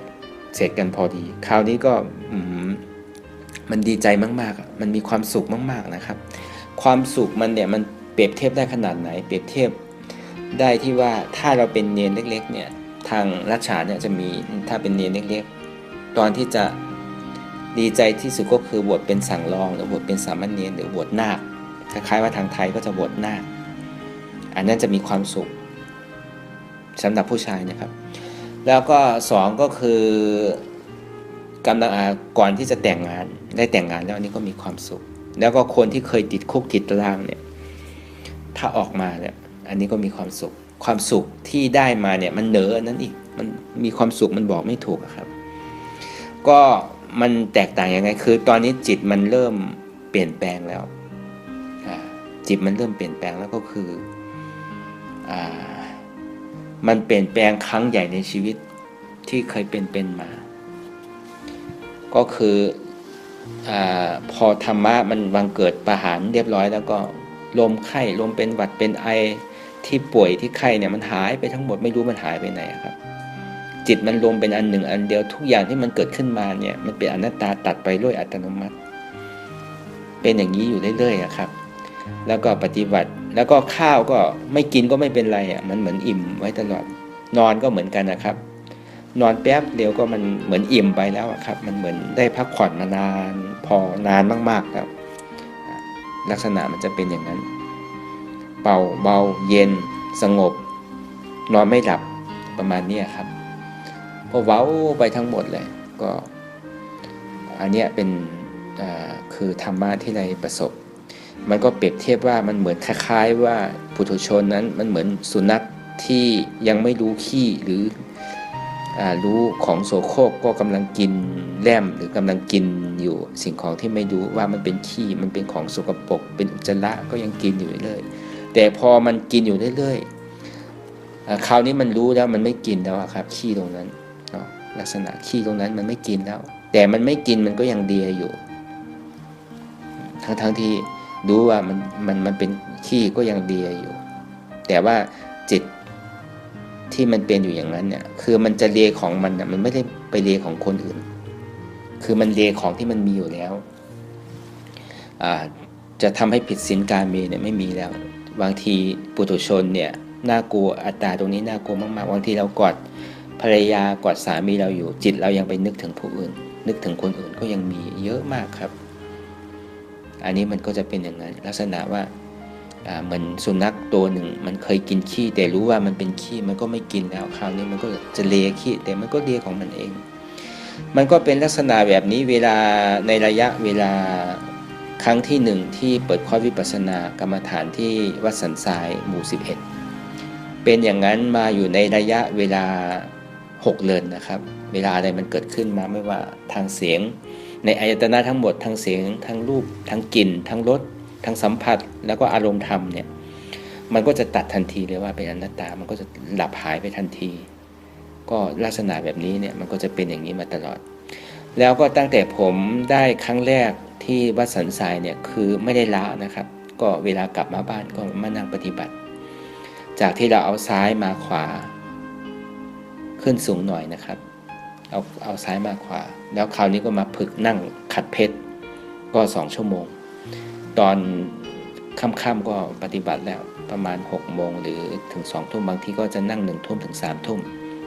ให้เป็นกิจวัตรไปเลยแล้วก็ตอนเช้าก็ประมาณตี 4 ถึง 6 โมงเช้าก็จะฝึกกินข้าวมื้อเดียวในตอนกลางวันถ้าเรากินกลางค่ำกลางคืนหรืออย่างนี้บางทีมันจะขี้เกียจตื่นตอนเช้านะครับก็ปฏิบัติมาเรื่อยๆไม่เคยละได้มาแล้วก็ไม่เคยละไม่เคยปล่อยก็ปฏิบัติไปเรื่อยๆจนขำอย่างนี้ก็คือเสวยอันนี้เสวยธรรมอันนี้อยู่ประมาณ6เดือนคราวนี้พอเริ่มจากเดือนที่7จนถึงครบ1ปีเปิดคอร์สวิปัสสนาครั้งที่2เนี่ยผมก็ฝึก3ชั่วโมงนั่งขัดเพชร3ชั่วโมงฝึกปฏิบัติไปเรื่อยๆจนถึง3ชั่วโมงก็มันคล้ายๆว่าเวลาเรานั่งสมาธิเราเห็นเราพิจารณาเราทนเวทนาได้อะไรมันเกิดขึ้นมาก็ไม่ใช่เราไม่ใช่ของเขาดูพิจารณาไปต่อเนื่องทั้งเห็นอันเห็นกับอันพิจารณาให้มันเท่าๆกันก็ไปถึงจุดหนึ่งมันคล้ายๆว่าเวทนามันเหมือนคล้ายๆเราดูพิจารณาไปแล้วมันเป็นก้อนใหญ่ๆแล้วก็ดูปฏิบัติอนัตตาไปเรื่อยๆมันก็จะเล็กลงเล็กลงเล็กลงก็คล้ายว่าเหมือนจะหลับอย่างนี้ครับก็เป็นอย่างนี้อยู่1ครั้ง2ครั้งพอดีหลวงพ่อก็มาที่แม่สายแล้วก็ท่านก็มาพักที่บ้านแล้วก็ผมก็ถามว่าหลวงพ่อผมปฏิบัติไปเนี่ยเวทนาก็รู้อยู่แต่ผมก็พิจารณาไปเรื่อยๆมันก็จะเล็กลงเล็กลงเล็กลงไปเรื่อยๆอย่างเงี้ยหลวงพ่อแล้วจะทำยังไงต่อหลวงพ่อก็บอกว่าอันนั้นมันเป็นปัญจมาฌานคือถ้าเราฝึกไปเรื่อยๆเนี่ยเราสามารถที่จะเห็นผีเห็นสางเห็นอะไรได้ตามนี้ครั้งที่1หลวงพ่อก็พูดอย่างนั้นหลวงพ่อก็ไม่ได้พูดอะไรมากคราวนี้ผมก็ปฏิบัติไปเรื่อยๆจนเกิดขึ้นครั้งที่2หลวงพ่อก็เลยพูดบอกว่าถ้าลูกปฏิบัติอย่างนี้ไปเรื่อยๆเนี่ยมันยังต้องตายต้องเกิดอีกหลายๆชาติต้องตายต้องเกิดอีก7ชาติ3ชาติยังต้องตายอีกมันไม่ได้นิพพานไม่ต้องไปรู้อันนั้นเพราะมันจะขำอยู่ในปัญจมาฌานอยู่เรื่อยๆผมก็ปฏิบัติไปเรื่อยๆไม่เคยลานะครับแล้วก็คราวนี้ก็มาปฏิบัติครั้งที่2ที่อำเภอแม่สายในปีพ.ศ. 2557ที่วัดปิยพรคราวนี้ก็จะมีทั้งผมแล้วก็ทั้งพ่อเลี้ยงโดนเขาแล้วก็คณะศรัทธาทุกที่เริ่มจะเยอะขึ้นนะครับก็จะมีศรัทธาทั้งที่ปิยพรป่ายางมารวมกันหลายคนนะคราวนี้ก็จัดคอร์สวิปัสสนาครั้งที่2ในปีพ.ศ. 2557คราวนี้ผมก็ตั้งใจมาปฏิบัติอย่างเต็มที่นะครับปฏิบัติอย่างเต็มที่ก็คือแม่ก็ให้มาปฏิบัติส่วนแฟนทิพย์ก็ให้เขาเฝ้าดูแลพ่อไปแต่ผมก็จะมาตั้งใจปฏิบัติเข้าคอร์สจริงๆจังๆเลยผมก็มานั่งปฏิบัติคราวนี้ผมก็ปฏิบัติไปปกติใน2วัน3วัน4วันผมก็ปกติพอวันที่5ผมก็สู้อีกแล้วครับก็นั่งสมาธินั่งจนประมาณ7ชั่วโมง8ชั่วโมง9ชั่วโมงพอเวลาเราพิจารณาไปเรื่อยๆมันก็จะเล็กลงก็จะหลับไป คล้ายๆว่ามันเหมือนทุกขเวทนาที่มันเกิดขึ้นแสดงอาการอยู่ก็รู้อยู่แต่เราไม่ตามหรือไม่พิจารณาก็ปล่อยวางไปอย่างนั้นคล้ายๆว่าเหมือนอุเบกขาครับก็ปล่อยอย่างนั้นอยู่เรื่อยๆก็สู้หลายๆวันอยู่แต่มันก็ทำมันไม่ปรากฏก็ไปถามหลวงพ่ออีกหลวงพ่อบอกว่าไม่ต้องดูอย่างนั้นพิจารณาเห็นทุกข์ไปเรื่อยๆคราวนี้ก็ไปถามแม่วิข้อรายละเอียดเนี่ยที่มันถ้าเราต้องการที่จะถามรายละเอียดเยอะๆเนี่ยก็ผมก็จะนึกถึงแม่วิแล้วก็ไปถามแม่ก็บอกว่าลูกงานของหลวงพ่อหรือพ่อบุญเนี่ยให้เห็นทุกข์นะให้ดูทุกข์แม่พูดอย่างนั้นผมก็เข้าใจแล้วคราวนี้ถ้าเรานั่งแล้วจะเห็นทุกข์เนี่ยจะทำยังไงคราวนี้ผมก็มานั่งเปลี่ยนท่าแล้วก็นั่งให้เห็นให้มันเห็นทุกข์ให้มันเห็นทุกข์ไวๆแล้วก็สู้ไปเรื่อยๆจน8 ชั่วโมง9 ชั่วโมงก็สู้ไปจนถึงคืนสุดท้ายครับก็เลยตั้งจิตว่าธรรมะสู้ได้ขนาดนี้เนี่ยมันไม่เห็นก็ช่างมันเราก็ปฏิบัติไปเรื่อยๆไม่ต้องอยากได้หรือไม่ต้องขี้เกียจขี้ค้านแล้วก็ปฏิบัติตามปกติที่คอร์สที่มันทำแล้วก็ปฏิบัติไปเรื่อยๆแล้วมันไปได้ตอนไหนมันไปเข้าใจตอนไหนคือตอนที่จะหลับครับตอนที่จะนอนจะหลับก็จะนอนครึ่งหนึ่งไม่นอนครึ่งหนึ่งเหมือนคล้ายๆจะหลับไปแม้แต่ในฝันก็ยังเป็นอนัตตานะครับก็เห็นอะไรก็เป็นอนัตตาไปอยู่เลยตอนที่จะได้เนี่ยขี้แตกเยี่ยวแตกไปเลยครับพอขี้แตกเยี่ยวแตกก็อ่อนไป1 วันนะครับอ่อนไปเลย1 วันเกือบ1 วันน่าจะเป็นวันวันที่8ไม่ใช่วันที่9แล้วโทษครับคราวนี้ก็มันอ่อนแดงไป1 วันแต่จิตมันเริ่มเปลี่ยนแปลงแล้วมันไม่เหมือนเดิมแล้วจิตที่อยากจะพูดอยากจะคุยหรือความโลภที่มันกำลังอยากจะสร้างอยากจะทำอยู่เนี่ยมันก็ลดหย่อนไปมากมันไม่อยากจะสร้างอยากจะทำอะไรอีกแล้วอันนี้ครั้งที่2ที่ปฏิบัติครั้งที่2ในปีพศ2556แต่จากนั้นมาเนี่ยผมก็ปฏิบัติเข้มงวดมาเรื่อยๆก็คือ3 ชั่วโมงขึ้นไปเนี่ยจะไม่ให้ลดหย่อนเลยปฏิบัติเรื่อยๆครับใน3 ชั่วโมงเนี่ยไม่ให้ลดหย่อนตอนค่ำตอนเช้าตอนค่ำตอนเช้าปฏิบัติเรื่อยๆจนก่อนที่จะไปถึงที่ถ้ำที่จะไปปฏิบัติที่ถ้ำก็คือกัลยาณมิตรที่ดีกัลยาณมิตรเนี่ยเป็นสิ่งสำคัญที่สุดครับพอเราปฏิบัติร่วมกันแล้วบางทีเรานั่งคนเดียวเนี่ยเราอาจจะมีขี้เกียจขี้ค้านไม่ถึง2 ชั่วโมง3 ชั่วโมงไม่ถึงบ้างก็มารวมกลุ่มกันปรึกษาหารือกันว่าเราควรจะจัดที่ไหน9 วันหรือ1 เดือนอย่างเงี้ยบางทีวันพระหรือวันเข้าพรรษาอย่างเงี้ยก็จะมานั่งปฏิบัติตอนวันโกนกับวันพระก็มานั่งปฏิบัติกันถ้าวันโกนก็3 ชั่วโมงตอนเช้า2 ชั่วโมงแล้วก็ตอนขึ้นก็8 โมงถึง10 โมงก็2 ชั่วโมงแล้วก็ตอนบ่ายก็บ่ายโมงถึงบ่าย4ก็จะเป็น3 ชั่วโมงแล้วก็ตอนค่ำก็6 โมงถึง3 ทุ่มแล้วตอนที่จะกลับก็เอา3 ชั่วโมงเหมือนกันก็จะเข้มงวดไปเรื่อยๆก็ปฏิบัติกันไปถ้าจิตใจมันเสื่อมลงหรือว่าคนอื่นที่เขาปฏิบัติกันไม่ถึง2 ชั่วโมง3 ชั่วโมงอย่างเงี้ยก็จะมารวมกันแล้วก็ไปปฏิบัติกันอย่างนี้ทำเป็นอย่างนี้เป็นกิจวัตรมาเรื่อยๆครับแล้วก็ก่อนที่จะไปถึงที่ถ้ำเนี่ยก็ไปนั่งที่บ้านเพื่อนที่ป่ายางก็คือน้ำใสแล้วก็อาฟางก็ไปนั่งปฏิบัติกันเข้าอธิษฐานกัน9 วันเข้าอธิษฐานกัน9 วันก็นั่งปฏิบัติก็พอกลับมาบ้านก็มา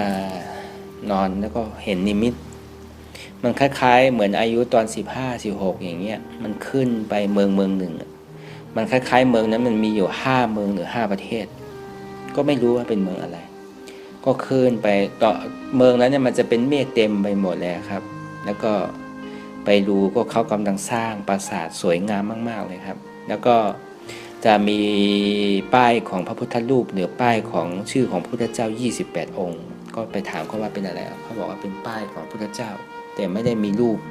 พระพุทธเจ้าแต่มีชื่อของพระพุทธเจ้าแต่ละองค์28แต่ผมก็ไม่ได้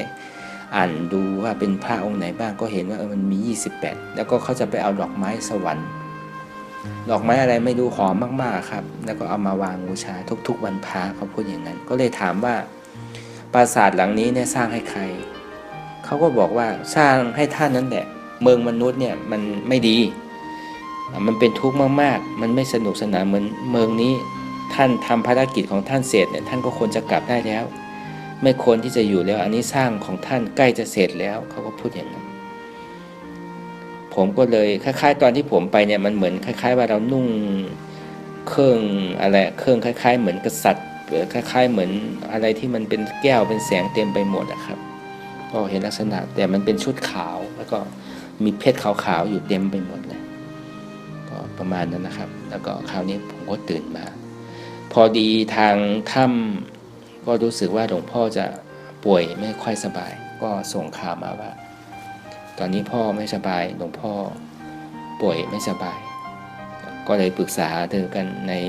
กลุ่มลูกศิษย์อนัตตาวิปัสสนาแม่สายปรึกษาเธอกันว่าจะไปเยี่ยมไปกราบหลวงพ่อก็ไม่ได้เจอกันนานแล้วก็ปรึกษาเธอกันพูดอย่างนั้นคราวนี้ก็ไปกราบหลวงพ่อไหนๆก็มาแล้วเราก็ตั้งจิตอธิษฐานสัก3 วันเลยเข้าคอร์สกรรมฐานอย่างเงี้ยก็ตั้งจิตอธิษฐานกันอย่างเงี้ยคราวนั้นก็ตอนนั้นก็ยังแม่สุชาลีก็ยังอยู่ที่นั่นอยู่ที่ถ้ำก็ไปเจอแล้วก็มาปฏิบัติที่ถ้ำก็จะเข้มงวดพอสมควรตอนเช้าก็ตี4 ถึง 6 โมงตอนขึ้นก็8 โมงถึง 10 โมงตอนบ่ายก็บ่ายโมงถึงบ่าย 4หรือบางทีก็จะเกินหน่อย3 ชั่วโมงกว่าตอนค่ำในบางทีก็6 โมงถึง3 ทุ่มเกือบ4 ทุ่มหรือ5 ทุ่มก็ 4-5 ชั่วโมงขึ้นไปก็วันหนึ่งไม่ต่ำกว่า10 ชั่วโมงกว่าครับที่นั่งปฏิบัติแล้วก็นั่งอยู่แม่ก็มาคุมเลยครับมาดูแลว่าถ้าบางทีใครนั่งสมาธิแล้วก็สมาธิเกิดแล้วมันจะทำให้สุดหลับแม่ก็จะเตือนอยู่ตลอดบางทีจะนิ่งเกินไปไม่ได้ขยับขยื่นอะไรแม่ก็จะเตือนอยู่ตลอดก็ขออย่าให้มันเป็นสมาธิหรือสติให้พิจารณาอะไรมันเกิดขึ้นมาก็เอาอนัตตาหรือศูนย์จิตเนี่ยไว้ตรงกลางแม่พูดอย่างนั้นคราวนั้นเราก็ไปปฏิบัติด้วยกันก็10 กว่าคนก็เราปฏิบัติกันสัก3 วันพอ3 วันแล้วก็กราบลาหลวงพ่อแล้วก็แม่สุแล้วก็กลับมาก็เลยมาปรึกษาเรื่องกันอีกทีหนึ่งว่าทางพี่น้องปิยพรเขาก็อยากจะไปเราจะไปปฏิบัติคอร์สวิปัสสนากันอีกที่ถ้ำบัวเชียงใหม่ที่ถ้ำบัวหรือตำบลบางนาอำเภอเชียงราวจังหวัดเชียงใหม่ไปปฏิบัติอย่างเข้มงวดเพราะว่าในแม่สายเราเนี่ยก็มีแค่ครั้งละปีละ1 ครั้งเท่านั้นเองก็เลยอยากจะไปปฏิบัติแบบเข้มงวดคราวนี้ก็พากันไปก็จะมีหญิง9 คนแล้วก็ชาย9 คน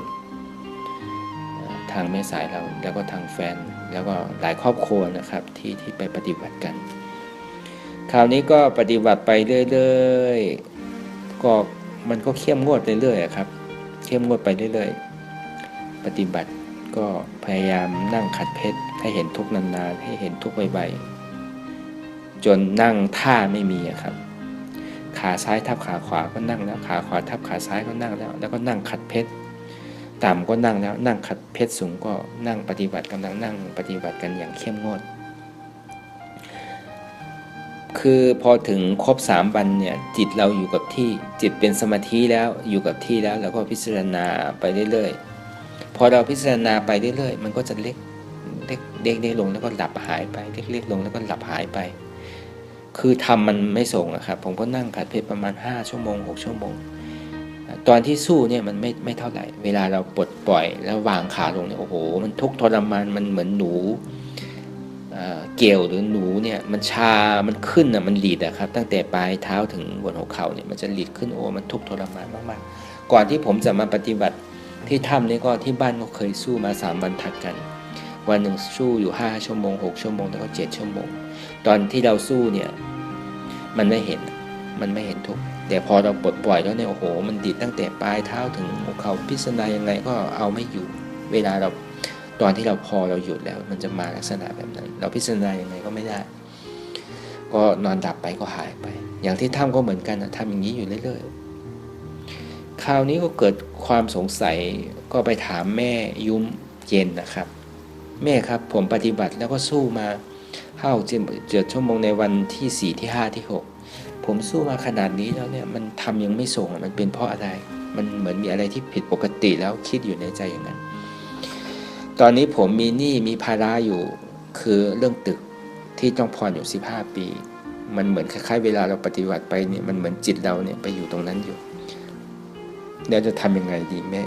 ภาระที่ผมมีอยู่เนี่ยอาจจะเป็นอันนี้มากกว่าแม่ก็บอกว่าตอนที่ลูกทำเนี่ยเหตุที่ลูกทำเนี่ยทำเพื่ออะไรลูกก็คงลูกต้องไปแก้ที่เหตุแม่พูดอย่างนั้นนะผมก็พิจารณาต้องไปแก้ที่เหตุเข้าใจแล้วผมก็นึกว่าสมมติว่าตึกหรือที่ผมผ่อนในระยะยาวเนี่ยถ้าสมมติผ่อนไม่ได้จริงๆก็ให้เขายึดไปเลยหนี้สินที่มีไว้ที่ควรจะใช้ก็จะใช้ไปก็จะขอไปที่หนี้พี่หนี้น้องเนี่ยก็จะขอไปอันไหนที่มันเป็นหนี้เล็กหนี้น้อยเลยค่อยๆหาใช้ไปผมก็ตกลงใจแล้วก็เหตุที่ผมหลับเนี่ยผมจะหลับลักษณะแบบนั้นคราวนี้ผมก็ไปนั่งปฏิบัติพอไปนั่งปฏิบัติแล้วก็คราวนี้มันคล้ายๆว่ามันเหมือนงูอะครับนะมันเหมือนงู3ตัวนะครับที่มันจะเข้ามาหลันเข้ารูตรงก้นนะครับมันจะมาอยู่เรื่อยๆมันจะมาผมก็หนีประมาณ2ครั้งนะครับหนี2ครั้งแต่ครั้งที่3เนี่ยหนีไม่ได้แล้วเหมือนคล้ายๆเหมือนหลวงพ่อมาบอกว่าลูกต้องทนได้นะถ้าลูกไม่ทนวันนี้อีก3 เดือนเนี่ยลูกจะเสียชีวิตลูกจะตายแล้วถ้าลูกทนตรงนี้ได้เนี่ยลูกจะพ้นสาเหตุที่ลูกเป็นอย่างนี้ก็คือไปผิดศีลกาเมไปผิดถูกลูกถูกเมเขาไม่ใช่ชาตินี้ก็อาจจะเป็นอดีตชาติที่เราเคยทำมาเหมือนคล้ายๆหลวงพ่อมากระซิบบอกอย่างนั้นผมก็เลยนึกขึ้นมาว่าคนเรานี่ก็แปลกนะถ้าจะตายจริงๆเนี่ยมันก็กลัวขึ้นมาทันทีก็เลยนึกใจว่าถ้าเราตายวันนี้เนี่ยอีก3 เดือนเราไม่ตายแล้วสู้เราตายวันนี้ดีกว่าแต่โรคผมเนี่ยมีอย่างนึงคล้ายๆว่าเวลาเราไปนั่งไปถ่ายเนี่ยยังไม่ทันได้เหวี่ยงเลยมันก็แตกออกเป็นเลือดเวลาเราลองเนี่ยอาจจะมีเป็นลิตรเยอะมากจนผมผอมเหลืองไปหมดเนี่ยมันเหมือนเป็นคนมีโรคอะครับแต่ผมก็ไม่ได้บอกใครเวลาเราไปนั่งยังไม่ทันได้เหวี่ยงเนี่ยมันก็แตกเป็นเลือดแล้วก็หยดเป็นขดเลยครับได้เป็นลิตรแล้วก็สู้อย่างนี้ไปเรื่อยๆคราวนี้ก็พิจารณาไปเรื่อยๆอะไรมันจะเกิดก็เกิดคราวนี้ผมก็นั่งขัดเพชรแต่ว่าผมไม่กล้าขัดเพชรอีกเพราะว่าผมเจอที่บ้านแล้ว3 ครั้งที่มันดิดแล้วก็มาเจอที่ถ้ำอีก3 ครั้งมันทุกข์ทรมานมากๆขนาดมันเลื่อนไปขนาดมันหยุดทำยังไงก็มันไม่หายก็เลยต้องนอนหลับไปมันก็หายไปแต่คราวนี้ก็ตั้งจิตว่ามันจะเป็นอะไรก็ช่างมันนะมันนั่งขัดเพชรดูอีกทีหนึ่งแล้วก็ทำให้ขัดเพชรสูงๆแล้วก็เอาอะไรมารองตรงก้นให้มันดิ่งมาข้างหน้าหน่อยมันจะได้เห็นทุกข์ไวๆคราวนี้ก็มานั่งคราวนี้ก็มานั่งก็เวทนามันทำงานทำมันส่งครับทำมันส่งสิ่งที่เราไปค้างคาใจมันก็ไม่มีแล้วนี่แล้วก็ตัดไปเลยว่าถ้าเรื่องบ้านเรื่องตึกอะไรเนี่ยถ้าผ่อนไม่ได้ก็ให้เขายึดไปเลยไม่ต้องไปติดอกติดใจอะไรมันมากแล้วไม่ต้องอะไรมากอยากจะให้ยึดก็ยึดไปเลยคราวนี้เราก็ปลดปล่อยตรงนั้นปลดล็อกตรงนั้นได้มันก็ส่งธรรมะมันคล้ายๆเหมือนงู3 ตัวครับหลันเข้ารูก้นหลันเข้าโอ้โหมันเหมือนจะฉีกจะระเบิดไปหมดไม่รู้ว่ามันเป็นอะไรแล้วก็พิจารณาไปเรื่อยๆว่าทุกสิ่งทุกอย่างที่มันเกิดขึ้นมาอะไรที่มันส่งขึ้นมาก็ไม่ใช่เราอนัตตาเจ็บแสบต้องตัดเน็ตสั้นเข้ามาก็อนัตตา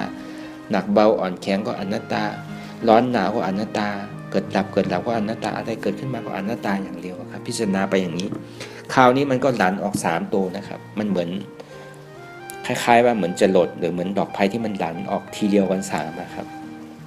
คราวนี้พอมันหลั่นออก3เนี่ยที่มันค้างเจ็บแสบต้องตัดเน็ตสั้นที่มันค้างอยู่มันก็เบาไปทั้งหมดเลยพอเราพิจารณาสภาวะธาตุลมเจ็บแสบต้องตัดเน็ตสั้นเป็นธาตุลมมันก็หลับไปหนักเบาอ่อนแข็งนี่เป็นธาตุดินมันก็หลับไปแล้วก็ร้อนหนาวร้อนเย็นอุ่นหนาวนี่เป็นสภาวะของธาตุไฟเรารู้อย่างนี้มันก็หลับไป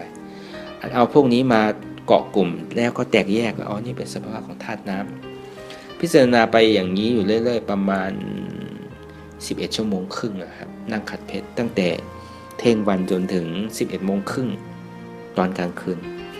คราวนี้มันก็เวทนาที่มันปรากฏขึ้นเนี่ยมันจะหายไปหมดพอเราดูมันก็เหมือนคล้ายๆเราดูลมหายใจจนลมหายใจมันไม่มีมันเล็กลงเรื่อยๆ แล้วก็พยายามที่จะกั้นใจรู้พอกั้นใจรู้ไม่หายใจก็ไม่เป็นไรครับ5 นาที15 นาทีก็ไม่เป็นไรก็เลยนึกขึ้นมาได้ว่าการที่เขาจะเข้านิโรธาสมาบัติเนี่ยน่าจะเป็นตัวนี้น่าจะไม่หายใจก็คิดอย่างนั้นแต่อันนั้นมันไม่ได้เป็นเรื่องใหญ่อะไรเพราะว่าธรรมะที่เราปฏิบัติยังไม่ถึงที่ถึงทางก็อย่าเพิ่งไปคุยเรื่องนิโรธาสมาบัติเนาะก็พิจารณาอย่างนี้ไปอยู่เรื่อยๆมันไม่มีอะไรแล้วมันเป็นศูนย์ไปทั้งหมดเลยแต่ว่าจิตใจมันยังไม่ยังเหมือนเดิมอยู่จิตใจยังเหมือนเดิมยังไม่มีอะไรเปลี่ยนแปลงก็พิจารณาอย่างนี้อยู่เรื่อยถึงครบอยู่11 ชั่วโมงครึ่งคราวนี้ก็เลยหยุดแล้วก็ถอยกลับหยุดแล้วก็ถอยกลับแล้วก็ตอนที่เราสู้มันไม่มาคราวนี้เราจะเอาที่มันหยุดบางทีตลอดเวลาที่ผ่านมาที่ผมสู้แล้วพอผมหยุดเนี่ยมันจะมาทันทีเลยพอผมเอาขาลงเนี่ยมันจะมาตอนนั้นนะคราวนี้ผมก็เอาขาลงแล้วก็หยุดอยู่สักพักหนึ่งสัก5 นาทีแล้วก็เอาขาซ้ายลงก็หยุดอยู่สักประมาณสักพักหนึ่งแล้วก็เหยียดขาก็ไม่เห็นเป็นอะไรคราวนี้ผมก็วิ่งเลยพอวิ่งแล้วก็ไม่เห็นเป็นอะไรมันก็แปลกมาอย่างนี้คราวนี้ผมก็ไปเข้าห้องน้ำแล้วก็ไปถ่ายไปฉี่แล้วมันไม่มีแล้วคราวนี้เลือดที่เราเคยเป็นที่เคยหยดมาเนี่ยมันไม่มีมันหายไปหมดเลยครับอันนี้มันแปลกมาตรงนี้ก็เลยปฏิบัติไปเรื่อยๆคราวนี้ก็เลยมันมีอีกท่าหนึ่งที่ยังไม่ได้นั่งนะครับรู้สึกจะเป็นวันที่6ที่7วันที่7วันที่8วันที่9แล้วใกล้จะถึงวันสุดท้ายแล้วรู้สึกว่าจะเป็นวันที่น่าจะเป็นวันที่7คืนที่7ในคืนที่7ในปีพ.ศ. 2557เมื่อกี้ไม่ได้พูดเรื่องพ.ศ. เป็นครั้งที่3ที่ผมเข้ากรรมฐานก็คราวนี้พอผมไปนั่งผมก็จะเปลี่ยนท่าจากที่นั่งขัดเพชรเอาขวาทับขาซ้ายก่อนแล้วก็เอาขาซ้ายมาทับบนขวาเนี่ยบนฝั่งขวาเนี่ยอันนี้ขัดเพชรนี่ยังไม่เคยทำลองทำดูคราวนี้พอทำดูเนี่ยมันก็คล้ายๆว่ามันเหมือนหนักหนักมันไม่เห็นอะไรเลยเห็นหนักอย่างเดียวดูยังไงก็เห็นหนักอย่างเดียวมันไม่เห็นว่าเจ็บแสบต้องตอดเน็ตสั้นสั้นไม่เห็นเลยครับแล้วก็ผมก็พยายามเอาหินเนี่ยเอามันนั่งบนหินก็ไม่เห็นทุกข์เวทนานี่มันหลับไปตรงไหนก็ไม่รู้มันไม่เห็นเลยไม่เห็นอะไรสักอย่างเจ็บแสบต้องตอดเน็ตสั้นร้อนหนาวไม่เห็นเลยครับดูยังไงนั่งยังไงก็ไม่เห็นทุกข์จะนั่งกี่ชั่วโมงก็ไม่เห็นทุกข์คราวนี้ก็ไปกราบเรียนถามหลวงพ่อทีว่าหลวงพ่อครับตอนนี้ผมนั่งยังไงก็ไม่เห็นทุกข์จนนั่งถึงบนหินก็ยังไม่เห็นเลยพ่อจะทำยังไงดีหลวงพ่อบอกว่าอันนั้นมันยังมีมานะอยู่มันยังต้องประหารอีกลูกเข้าไปดูที่มันตอดมันคล้ายๆเหมือนเข็มนาฬิกานะมันจะตอดตึกไว้อย่างนี้ลูกเข้าไปดูคราวนี้ผมก็มานั่งมันก็หนักผิดปกติแล้วคราวนี้พอหนักผิดปกติครั้งที่1ก็คือนั่งขัดเพชรครับเราก็ถอดออกปกติผมนั่งสมาธิเนี่ยผมจะไม่ถอยอะไรมันจะเกิดก็ให้มันเกิดผมจะเป็นลักษณะแบบนั้นคราวนี้มันทุกข์ทรมานมากๆมันหนักแบบมันไม่เห็นอะไรมันหนักอย่างเดียวมันไม่เห็นเจ็บแสบต้องตอดเน็ตสั้นมันไม่มีอะไรเลยมันเห็นแค่นั้นแล้วก็ครั้งที่1ก็หนีครั้งที่2ก็หนีแล้วมันมีอะไรที่ผิดปกติผมก็เลยคราวนี้ผมก็ตั้งจิตอธิษฐานแล้วว่าก่อนที่ผมจะมาปฏิบัติในครั้งที่3ที่ถ้ำเนี่ยผมก็จะเห็นนิมิตที่บอกเล่าเมื่อกี้ที่เห็นคล้ายๆว่าจิตเราขาดไปแล้วก็ขึ้นไปวนอะไรไม่รู้ที่มันเป็นเมฆลอยไว้ในเมืองนั้นมันมีอยู่5เมืองแล้วก็จะนุ่งโคขาวโคเผิกอะไรที่มันเป็นเครื่องแต่งกายแบบพระเจ้าอยู่หัวแบบอะไรนี่แหละก็เป็นเพชรขาวทั้งหมดเลยก็เลยตั้งจิตอธิษฐานว่าสิ่งของที่ได้สร้างที่ได้เห็นไว้นั้นผมไม่ต้องการผมที่ไม่ต้องการที่อยากจะได้ใครอยากได้ใครอยากเอาก็เอาไปเพราะจุดมุ่งหมายของผมเนี่ยคือนิพพานอย่างเดียวใครอยากได้ก็เอาไปเถอะไม่อยากได้แล้วนั่งขนาดนี้ยังไม่เห็นทุกข์เนี่ยไม่อยากได้แล้วอยากได้ธรรมะมากกว่า2ถ้าหลวงพ่อทีเป็นพระอริยเจ้าหรือเป็นพระอรหันต์จริงธรรมะเนี่ยไม่ต้องรอแล้วชาติหน้าไม่ต้องรอแล้วปีหน้าไม่ต้องรอแล้ววันหน้าไม่ต้องรอแล้ววันหน้าไม่ต้องรอแล้วให้มาตอนนี้เลยอย่าให้มันเป็น เดือนหน้าปีหน้าชาติหน้าเลยให้มาตอนนี้เลยอยากได้มากแล้วก็ชาตินี้จะเป็นชาติสุดท้ายเป็นชาติสุดท้ายของผมจะได้บรรลุถึงมรรคผลนิพพานจบกิจในชาตินี้ได้ธรรมะไม่ต้องรอแล้วให้มารีบมาเลยให้มาไวๆแล้วก็ผมจะได้สร้างศาสนาไปในอนาคตการแล้วก็ให้บุคคลทั้งหลายได้หลุดพ้นตามก็ธรรมะเนี่ยไม่ต้องรอบุญกุศลที่ได้สร้างได้ทำไปก็ไม่ต้องการไม่อยากได้ผลเนี่ยใครอยากจะเอาก็เอาไปเถอะที่มันปรากฏการที่มันเห็นก่อนที่จะมาปฏิบัติผมสละทั้งหมดแล้วก็ตั้งจิตอธิษฐานอย่างนี้สักพักหนึ่งก็เห็นธาตุสภาวะของธาตุดินมันหนักขึ้นเรื่อยๆครับจนมันหนักขึ้นเรื่อยๆแล้วก็ผมพยายามที่จะถอยแล้วก็จะลุกขึ้นหรือจะสลับอีกมันสลับไม่ได้แล้วเพราะว่าธรรมะเนี่ยมันส่งแล้วข้างหลังมันก็หลีดขึ้นมาด้วยอัตโนมัติข้างซ้ายก็หลีดขึ้นมาด้วยอัตโนมัติโดยเราจะขยับก็ขยับไม่ได้จะลิ้นก็ลิ้นไม่ได้คล้ายๆว่าถ้าในตอนนั้นเนี่ยมันหาพึ่งใครก็ไม่ได้เรียกใครก็ไม่ได้ยินมันไม่สามารถจะลิ้นหรือไม่สามารถที่จะหรือไม่สามารถที่จะเรียกร้องใครได้แล้วมันรัดไปทั้งหมดธรรมะมันรัดไปทั้งหมดแล้วคราวนี้มันก็หนักขึ้นมันเหมือนคล้ายๆว่าโรคหลายโรคนะครับก็คือในโลกเนาะเดี๋ยวพูดไม่ค่อยชัดในเขาเรียกว่ามันเหมือนมาทับไว้เหมือนภูเขาใหญ่หรือเป็นโลกทั้งโลกเลยมาทับไว้เป็น4 5 6 7โลกนะมาทับไว้มันหนักขึ้นเรื่อยๆหลวงพ่อก็บอกว่าให้ไปดูที่มันจอดคราวนี้ผมก็เข้าไปดูที่ใจเราเนี่ยเวลาเรากั้นใจมันก็จะตึกอย่างนี้มันไม่ใช่เนี่ยมันก็หายไปคราวนี้ก็นึกขึ้นได้ว่าในหนักตรงนั้นเนี่ยลองเข้าไปดูผมก็เข้าไปดูพอผมเข้าไปดูในหนักเนี่ยมันก็ตอดเหมือนนาฬิกาจริงๆนะตอดตึกอย่างเงี้ยเหมือนเข็มนาฬิกาเลยนะครับคราวนี้พอรู้ว่ามันตอดพอมันตอดมาทีหนึ่งเนี้ยมันโอ้โหมันทุกข์มากๆนะครับมันทุกข์มันเหมือนยิ่งหนักเพิ่มกว่าเดิมอีกมันเหมือนคล้ายๆว่าเราไปอยู่ในวนภูเขาอะครับวนภูเขาที่มันมีเหล็กแหลมแล้วก็มันเหมือนมีสิวหรือมีเหล็กแหลมๆแล้วก็มีเหมือนมีคนมาตอกที่ขาของเราเนี่ยตอกที่ตรงที่เรานั่งพอมันตอกทีหนึ่งเนี่ยขี้ราดเลยครับมันโอ้โหมันทุกข์มากๆครับคราวนี้อนัตตาก็เอาไม่อยู่ครับอนัตตาก็เอาไม่อยู่ก็เลยไปนึกว่าสิ่งที่มันตอดตึกแล้วก็สิวที่มันตอกตึกอ๋ออันนี้มันเป็นอนิจจังมันไม่เที่ยงเพราะอะไรมันถึงมีเวทนาเพราะมันมีการสัมผัสหรือผัสสะมันถึงจะมีทุกขเวทนาถ้าฉันไม่ทนได้ไม่อดได้ฉันก็จะตายแล้วก็เกิดอีกจะตายก็ให้มันตายเถอะสิ่งที่มันเกิดขึ้นที่มันตอดอยู่เนี่ยมันเป็นอนิจจังมันไม่เที่ยงที่มันเป็นอย่างนี้อยู่เนี่ยเพราะมันมีสัมผัสมันถึงทุกนี่แหละบังคับไม่ได้เป็นอนัตตาพิจารณาอย่างนี้ไปเรื่อยๆพอพิจารณาไปอย่างนี้แล้วมันก็คล้ายๆว่ามันเหมือนเรากำลังนั่งล้อหรือเป็นเครื่องจักรมันกำลังทำงานแล้วคราวนี้มันก็ส่งผลอนิจจังทุกขังอนัตตาลักษณะจะเป็นแบบนี้อนิจจังคือมันไม่เที่ยง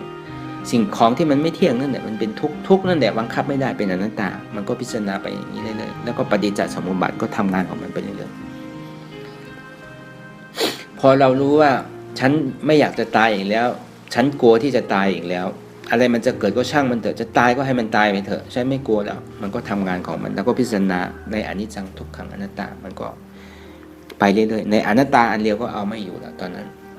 ก็พิจารณาไปอย่างนี้เลยมันก็คล้ายๆเหมือนกองกระดูกของเราเนี่ยเยอะมหาศาลมากๆเหมือนโลกทั้งโลกหลายๆโลกที่เราตายแล้วเกิดเนี่ยไม่จบไม่สิ้นมันเหมือนมากองไว้เหมือนภูเขามากองมาทับไว้เลยเหมือนเป็นกระดูกที่เราตายแล้วเกิดเนี่ยเยอะมากๆครับมากองไว้เต็มไปหมดเลยครับพอกองเต็มไปหมดแล้วก็พิจารณาว่าโอ้โหมันน่าแบบสลดสังเวชน่ากลัวมากๆครับก็เลยโอ้โหจะตายจะเกิดอีกเนี่ยมันเป็นเรื่องไม่ควรที่จะตายอีกแล้วควรจะหลุดพ้นทางเกิดตายต้องหาทาง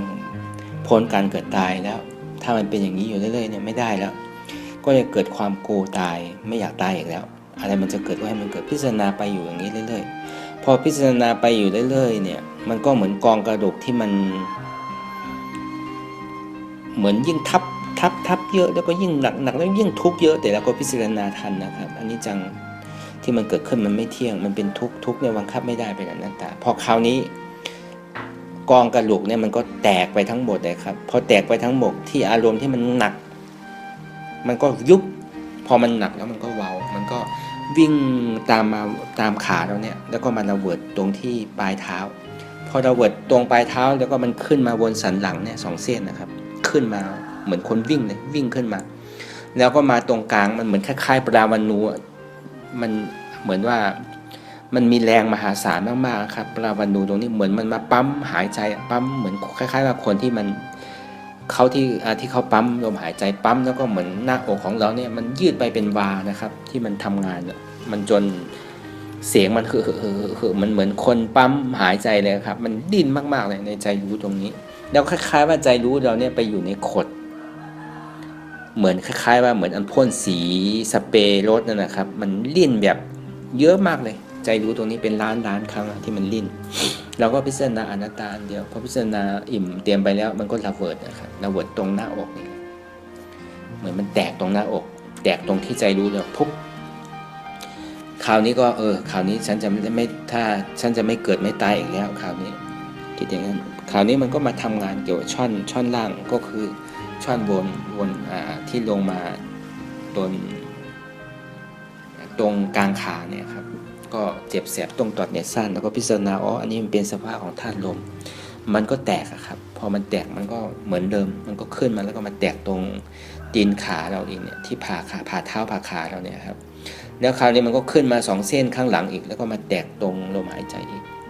อันนี้แตกครั้งที่2แล้วก็ครั้งที่3ก็มาตรงผ่าเท้าเนี่ยครับมันบางทีมันร้อน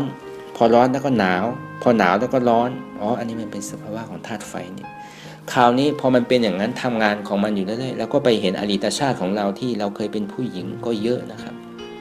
ส่วนใหญ่เป็นผู้หญิงเนี่ยจะเยอะมากแล้วก็บางทีแล้วก็เป็นเมย์เขาบางทีแล้วก็เป็นสามีเขาเป็นสลับกันไปสลับกันมาเยอะมากก็เลยเกิดความเบื่อหน่ายฉันคิดว่าฉันเป็นสามีอย่างสามีเขาอย่างเดียวนะเนี่ยไม่ใช่ที่จริงฉันก็เคยเป็นภรรยาแล้วก็เป็นเมย์เขามาเยอะมันน่าสลดสังเวชน่าเวอร์น่านายน่ากลัวมากๆครับไม่อยากที่จะสร้างไม่อยากที่จะเอาผัวเอาเมียไม่อยากที่จะสร้างโลกต่อไปอีกแล้วน่ากลัวมากๆก็เลยพิจารณาอย่างนี้ไปเรื่อยๆน่ากลัวหนอนี่มันเป็นสภาวะของธาตุไฟถ้ารู้อย่างนี้ธาตุไฟตรงนี้พอมันจะหลับเนี่ยพอมันร้อนแล้วก็มันก็เย็นทันทีพอมันเย็นมันก็แตกตรงปลายเท้าพอแตกตรงปลายเท้าก็ขึ้นมาบนหลังพอขึ้นมาบนหลังก็มันแตกตรงหน้าอกเหมือนเดิมนะครับมันเหมือนคล้ายๆปั๊มหัวใจคราวนี้จิตมันเริ่มเปลี่ยนแปลงแล้วไม่เหมือนเดิมแล้วเห็นอะไรก็เป็นรูปเป็นนามไปทั้งหมดแล้วไม่มีหญิงไม่มีชายตั้งแต่แมงเล็กๆจนถึงมนุษย์จนถึงพรหมถึงอินทร์ถึงอะไรก็เห็นเป็นรูปเป็นนามไม่มีประโยชน์อะไรที่ถ้าไม่รู้จักธรรมอนัตตาก็ต้องเกิดแล้วก็ต้องตายเองถ้าเป็นพรหมก็เป็นอย่างนั้นจะเป็นเทวดาหรือเป็นมนุษย์ก็ต้องเป็นอย่างนั้นถ้าไม่เห็นธรรมะหรือไม่เห็นธรรมอนัตตาพิจารณาอยู่อย่างนี้สักพักหนึ่งประมาณ8 ชั่วโมง9 ชั่วโมงแล้วก็พิจารณาสภาวะธาตุดินน้ำไฟลมพอเราพิจารณามันก็หลับไปจนมาเปรียบเทียบได้ว่าธาตุลมเนี่ยจาก 100% เนี่ยมันก็เหลือแค่ 20% แล้วก็จากธาตุดิน 100% มันก็เหลืออีก 20% แล้วก็จากธาตุไฟเนี่ย 100% เนี่ยมันก็ยังเหลืออีก 50% แล้วก็ธาตุน้ำเนี่ยมันมีหน้าที่ที่เอาพวกนี้มาเกาะกลุ่มแล้วก็แตกแยกก็เห็นอย่างนี้พอปลดจากนั้นมาแล้วก็มาพิจารณาพอเห็นอะไรก็มันไม่มีหญิงไม่มีชายครับแม้แต่เห็นต้นไม้มันก็เป็นแค่เป็นรูปเป็นนามเห็นผู้หญิงก็ไม่ได้คิดว่าเป็นผู้หญิงเห็นผู้ชายไม่ได้คิดว่าเป็นผู้ชายมันคล้ายๆว่าเป็นรูปเป็นนามไปทั้งหมดเป็นสุญญ์ไปทั้งหมดจนถึงเราไปกินข้าวกินน้ำก็เห็นว่ากินเพื่ออยู่ไม่ใช่อยู่เพื่อกินมันก็กินเพื่อที่จะอิ่มไม่ได้ติดในรสชาติไม่ได้ติดในสิ่งที่เห็นก็พิจารณาอย่างนี้ไปเรื่อยๆจนถึงที่จริงมันจะอยากจะขึ้นอีกครั้งหนึ่งครับที่จริงอยากจะขึ้นพอมันขึ้นอีกครั้งหนึ่งเนี่ยรู้สึกว่ามันจะหลับทั้งหมดเลยคราวนี้ก็มันนึกได้ว่าเรายังมีภาระข้างหลังที่ต้องไปเคลียร์ยังไม่จบเพราะว่าพ่อก็ยังป่วยอยู่ยังไม่มีใครดูแลแล้วก็ยังต้องเคลียร์ปัญหาอีกหลายๆเรื่องที่ยังไม่จบก็นึกขึ้นอันนี้มาได้ก็เลยไม่สานต่อแล้วไม่ปฏิบัติต่อเพราะว่าพ่อก็ยังต้องดูแลอยู่อย่างเงี้ยยังต้องกลับมาสางหลายสิ่งหลายอย่างที่ยังไม่จบไม่สิ้นแล้วก็คราวนี้พอกลับมาไปเห็นอะไรไปดูอะไรไปเที่ยวที่ไหนก็มันเหมือนเป็นรูปเป็นนามเป็นรูปธาตุน้ำธาตุไปหมดมันเป็นศูนย์ไปทั้งหมดมันไม่มีในการปรุงแต่งหรือไม่ได้คิดเรื่องเมื่อบานไม่ได้คิด เรื่องอนาคตก็ไม่ไกลแล้วคราวนี้อะไรนึกขึ้นมามันก็เป็นศูนย์หรือเป็นสุญญตาไปทั้งหมดครับคราวนี้ก็ปกติเนาะคราวนั้นก็ลูกมาจากเชียงตุงก็3-4 คนก็ปกติเราก็ต้องดูแลเขาต้องเทคแคร์เขาต้องส่งเขาไปตรงนู้นตรงนี้แต่อันนี้ไม่ใช่แล้วมันก็ลูกก็เป็นแค่ลูกคล้ายๆว่ามันไม่มีเรื่องติดลูกติดพ่อติดแม่ติดเมย์เนี่ยไม่มีแล้วครับคราวนี้ก็กลับมานอนที่บ้านที่เตียงนอนคราวนี้ก็นอนที่เตียงนอนอยู่กับแฟนพอเขาเอามือหรือเขามาแตะมันเหมือนกลัวมากๆมันเหมือนไฟจะลุกอะครับมันอยู่ไม่ได้อะครับมันไม่ยุ่งยังไงก็มันอยู่ไม่ได้จนสุดท้ายก็ต้องออกมานอนคนเดียวต้องมาอยู่ในห้องพักจนคนเดียวจนถึงวันนี้แล้วก็ก่อนที่ผมกลับมาเนี่ยมันก็เหมือนมีอะไรมาลองอยู่3 คืนถัดกันมันเหมือนมีสาวหรือว่านางเทวดา3 คนนะครับสวยมากๆเลยมันไม่มีขี้อายุประมาณสัก14-15นี่แหละมันสวยมากๆเลยครับแล้วก็มายุ่งมาโยนอะไรหลายสิ่งหลายอย่างมากอดมาเกลียวผมก็นึกถึงได้ว่าถึงแม้เธอจะสวยก็จริงอยู่ในโลกทั้งหมดเนี่ยไม่สู้เธอไม่ได้แต่ว่าจิตใจของพวกเธอเนี่ยมันเสื่อมมันยังต้องการกิเลสยังต้องการมีผัวมีสามีอยู่สิ่งที่ฉันเป็นเนี่ยฉันไม่ต้องการที่จะมีแล้วเราก็พิจารณาอย่างนี้ไปเรื่อยๆก็พิจารณาทุกอย่างที่มันเกิดขึ้นมามันเป็นอนัตตาบังคับมันไม่ได้อะไรมันจะเกิดก็ให้เกิดพิจารณาอย่างนี้ไปเรื่อยๆเดี๋ยวมันก็ดับไปทีละคนทีละคน3 วันก็หายไปคราวนี้เราไปพิจารณาหรืออยู่ที่ไหนก็เป็นสุญญตาไปทั้งหมดนะครับจนถึงณปัจจุบันนี้ก็ยังเป็นอย่างนี้อยู่ก็ธรรมะที่ผมได้ปฏิบัติมานี้เนี่ยผมก็มาที่ไว้ฟังในจิตที่มันเป็นอยู่ตรงนี้ก็คือคล้ายๆว่ามันเหมือนสุนัขตัวหนึ่งที่มันรู้จักขี้แล้วมันไม่กินขี้พอมันไม่กินขี้แล้วมันยังเลียขี้อยู่คราวนั้นมันไม่เลียขี้แล้วมันก็ยังลมอยู่แต่คราวนี้ที่เป็นเนี่ยมันไม่ได้กินไม่ได้เลียไม่ได้ลมแล้วก็ยังรู้อยู่นะครับอารมณ์ธรรมที่มันเป็นอยู่ก็ยังเป็นอย่างนี้อยู่แต่มันไม่มีแล้วคำว่าหญิงว่าชายไม่ต้องการที่จะมีแล้วครับอารมณ์ธรรมที่มันเป็นอยู่มันก็จะเป็นอย่างนี้ก็ธรรมะที่ได้ปฏิบัติมาในระยะ 2-3 ปีตั้งแต่ปี56 57 58ประสบการณ์ที่ผมได้ปฏิบัติมาเนี่ยก็มาเล่าสู่กันฟังในแฟนเพจหรือผู้ที่สนใจในการปฏิบัติก็จะเล่าสู่กันฟังแล้วก็ให้นำปฏิบัติให้ถึงเป้าหมายถึงมรรคผลนิพพานไม่ใช่ว่าโอ้อวดตนเองว่าเก่งหรือถึงมรรคนี้ผลนี้มันไม่ใช่ครับประสบการณ์ที่ผมมาปฏิบัติก็อยากจะให้ท่านทั้งหลายปฏิบัติให้ได้ถึงมรรคผลนิพพานก็เลยมาเล่าสู่กันฟังก็สิ่งที่ผมอยากจะฝากก็คือในการปฏิบัติของเรานั้นถ้าเราเข้าคอร์สวิปัสสนา9 วันหรือ10 วันเนี่ยในระยะ3 วันถัดกันเนี่ยเราก็สู้ไปตามปกติให้จิตมันอยู่รวมเป็นอันหนึ่งอันเดียวแล้วก็ค่อยสู้ในระหว่างวันที่4วันที่5วันที่6วันที่7จนถึงวันสุดท้ายเนี่ยเราก็สู้เพิ่มเรื่อยๆในระยะเวลาที่เราสู้เวทนาหรือพิจารณาในธรรมะก็เพิ่มเวลาให้เรื่อยๆสมมุติว่าเราชอบในช่วงระยะกลางคืนวันนี้เราสู้ได้ประมาณ4 ชั่วโมง5 ชั่วโมงพรุ่งนี้ให้เพิ่มอีกวันมะรืนก็ให้เพิ่มอีกย้ายมันลดหย่อนถอยลงการที่เราสู้5 ชั่วโมง6 ชั่วโมง7 ชั่วโมงหรือ10 ชั่วโมงเนี่ยมันเป็นกำลังใจอันหนึ่งที่เรามีธรรมะที่แท้จริงเนี่ยที่มันจะได้เนี่ยมันไม่ถึงขนาดนั้นหรอกครับพอหลับตาไม่ถึง2 ชั่วโมงก็ได้แล้วธรรมะที่แท้มันจะเป็นอย่างนั้นแต่สิ่งที่หลวงพ่อนำมาปฏิบัติหรือนำมาสอนให้เราปฏิบัติตามเนี่ยคือหลวงพ่อเน้นเรื่องปฏิบัติสัมมาทิฏฐิสัมมาสังกัปปะสัมมาทิฏฐิให้เห็นถูกต้องสัมมาสังกัปปะพิจารณาให้ถูกต้องเห็นอะไรล่ะเห็นสภาวะทุกข์ที่มันเกิดขึ้นตั้งอยู่แล้วดับไปหาเหตุที่มันทำให้ทุกขสัจจะการเกิดแก่เจ็บตายนี่เหตุมันเป็นอะไรคือตัณหาคืออัตตาทิฏฐิยึดมั่นถือมั่นว่าเป็นของกูอะไรก็เป็นของกูเนี่ยแล้วก็เอาอนัตตาเนี่ยไปตัดว่าไม่ใช่กูไม่ใช่ของกูอนัตตาทำอย่างนี้ไปเรื่อยๆก็จะได้บรรลุถึงมรรคผลนิพพานในชาตินี้แน่นอนแล้วก็เวลาเราปฏิบัติเข้าคอร์สเรียบร้อยแล้วก็สู้ใน3 วัน 4 วันพอเราสู้เราได้ก็ดีไม่ได้ก็ดีแล้วก็กลับมาบ้านก็ให้ทำกิจวัตรเป็นปกติของเราตอนค่ำตอนเช้าให้ทำอย่างนี้อยู่เรื่อยๆอย่าละให้มันเหมือนสิ่งของที่เราเคยอยู่กับเราแล้วก็เหมือนเป็นชีวิตจิตใจเราอันหนึ่งเราต้องทำเป็นอย่างนั้นต้องศรัทธาแล้วก็ปฏิบัติให้มีวิริยะสติวิริยะปฏิบัติปัญญาพิจารณาไปอยู่เรื่อยๆ นะครับในการปฏิบัตินี้ก็ขอให้ท่านทั้งหลายจงตั้งใจปฏิบัติเนาะในที่ผู้ปฏิบัติหรือได้ปฏิบัติมายาวนานแล้วก็ขอให้ท่านจงปฏิบัติต่อไปจะได้เห็นถึงมรรคผลนิพพานสิ่งคนที่กำลังที่จะปฏิบัตินี่ก็ให้ตั้งใจตั้งจิตปฏิบัติว่าธรรมะอนัตตาหรือพระโสดาสกิทาคาอนาคามีและพระอรหันต์เนี่ยมีจริงผมเชื่อว่ามีจริงนะครับผมถึงมรรคไหนผลไหนผมก็เลยพูดว่าผมถึงมรรคไหนผลไหนแต่อารมณ์ที่ผมเป็นอยู่เนี่ยผมเป็นอย่างนี้แล้วก็ผมที่จะเดินหน้าต่อไปก็ยังมีอีกเยอะแยะยังต้องสู้แล้วก็ต้องปฏิบัติไปเรื่อยๆจนถึงวาระสุดท้ายของผมนะครับมันไม่มีวันจบสิ้นหรอกครับธรรมะแล้วก็ปฏิบัติไปเรื่อยๆก็จะเห็นเองอันเห็นกับอันพิจารณาให้มันเท่ากันเห็นอย่างเดียวไม่พิจารณาก็ไม่ได้พิจารณาอย่างเดียวไม่เห็นก็ไม่ได้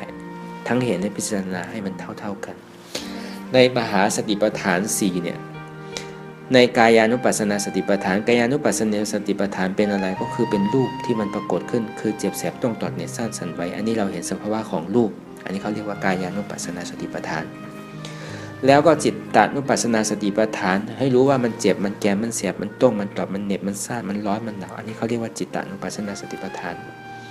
เวทนานุปัสสนาสติปัฏฐานก็คืออารมณ์ที่มันรับว่ามันเป็นทุกข์มันเป็นสุขมันไม่ทุกข์มันไม่สุขบังคับมันไม่ได้อันนี้เขาเรียกว่าเวทนานุปัสสนาสติปัฏฐานแล้วก็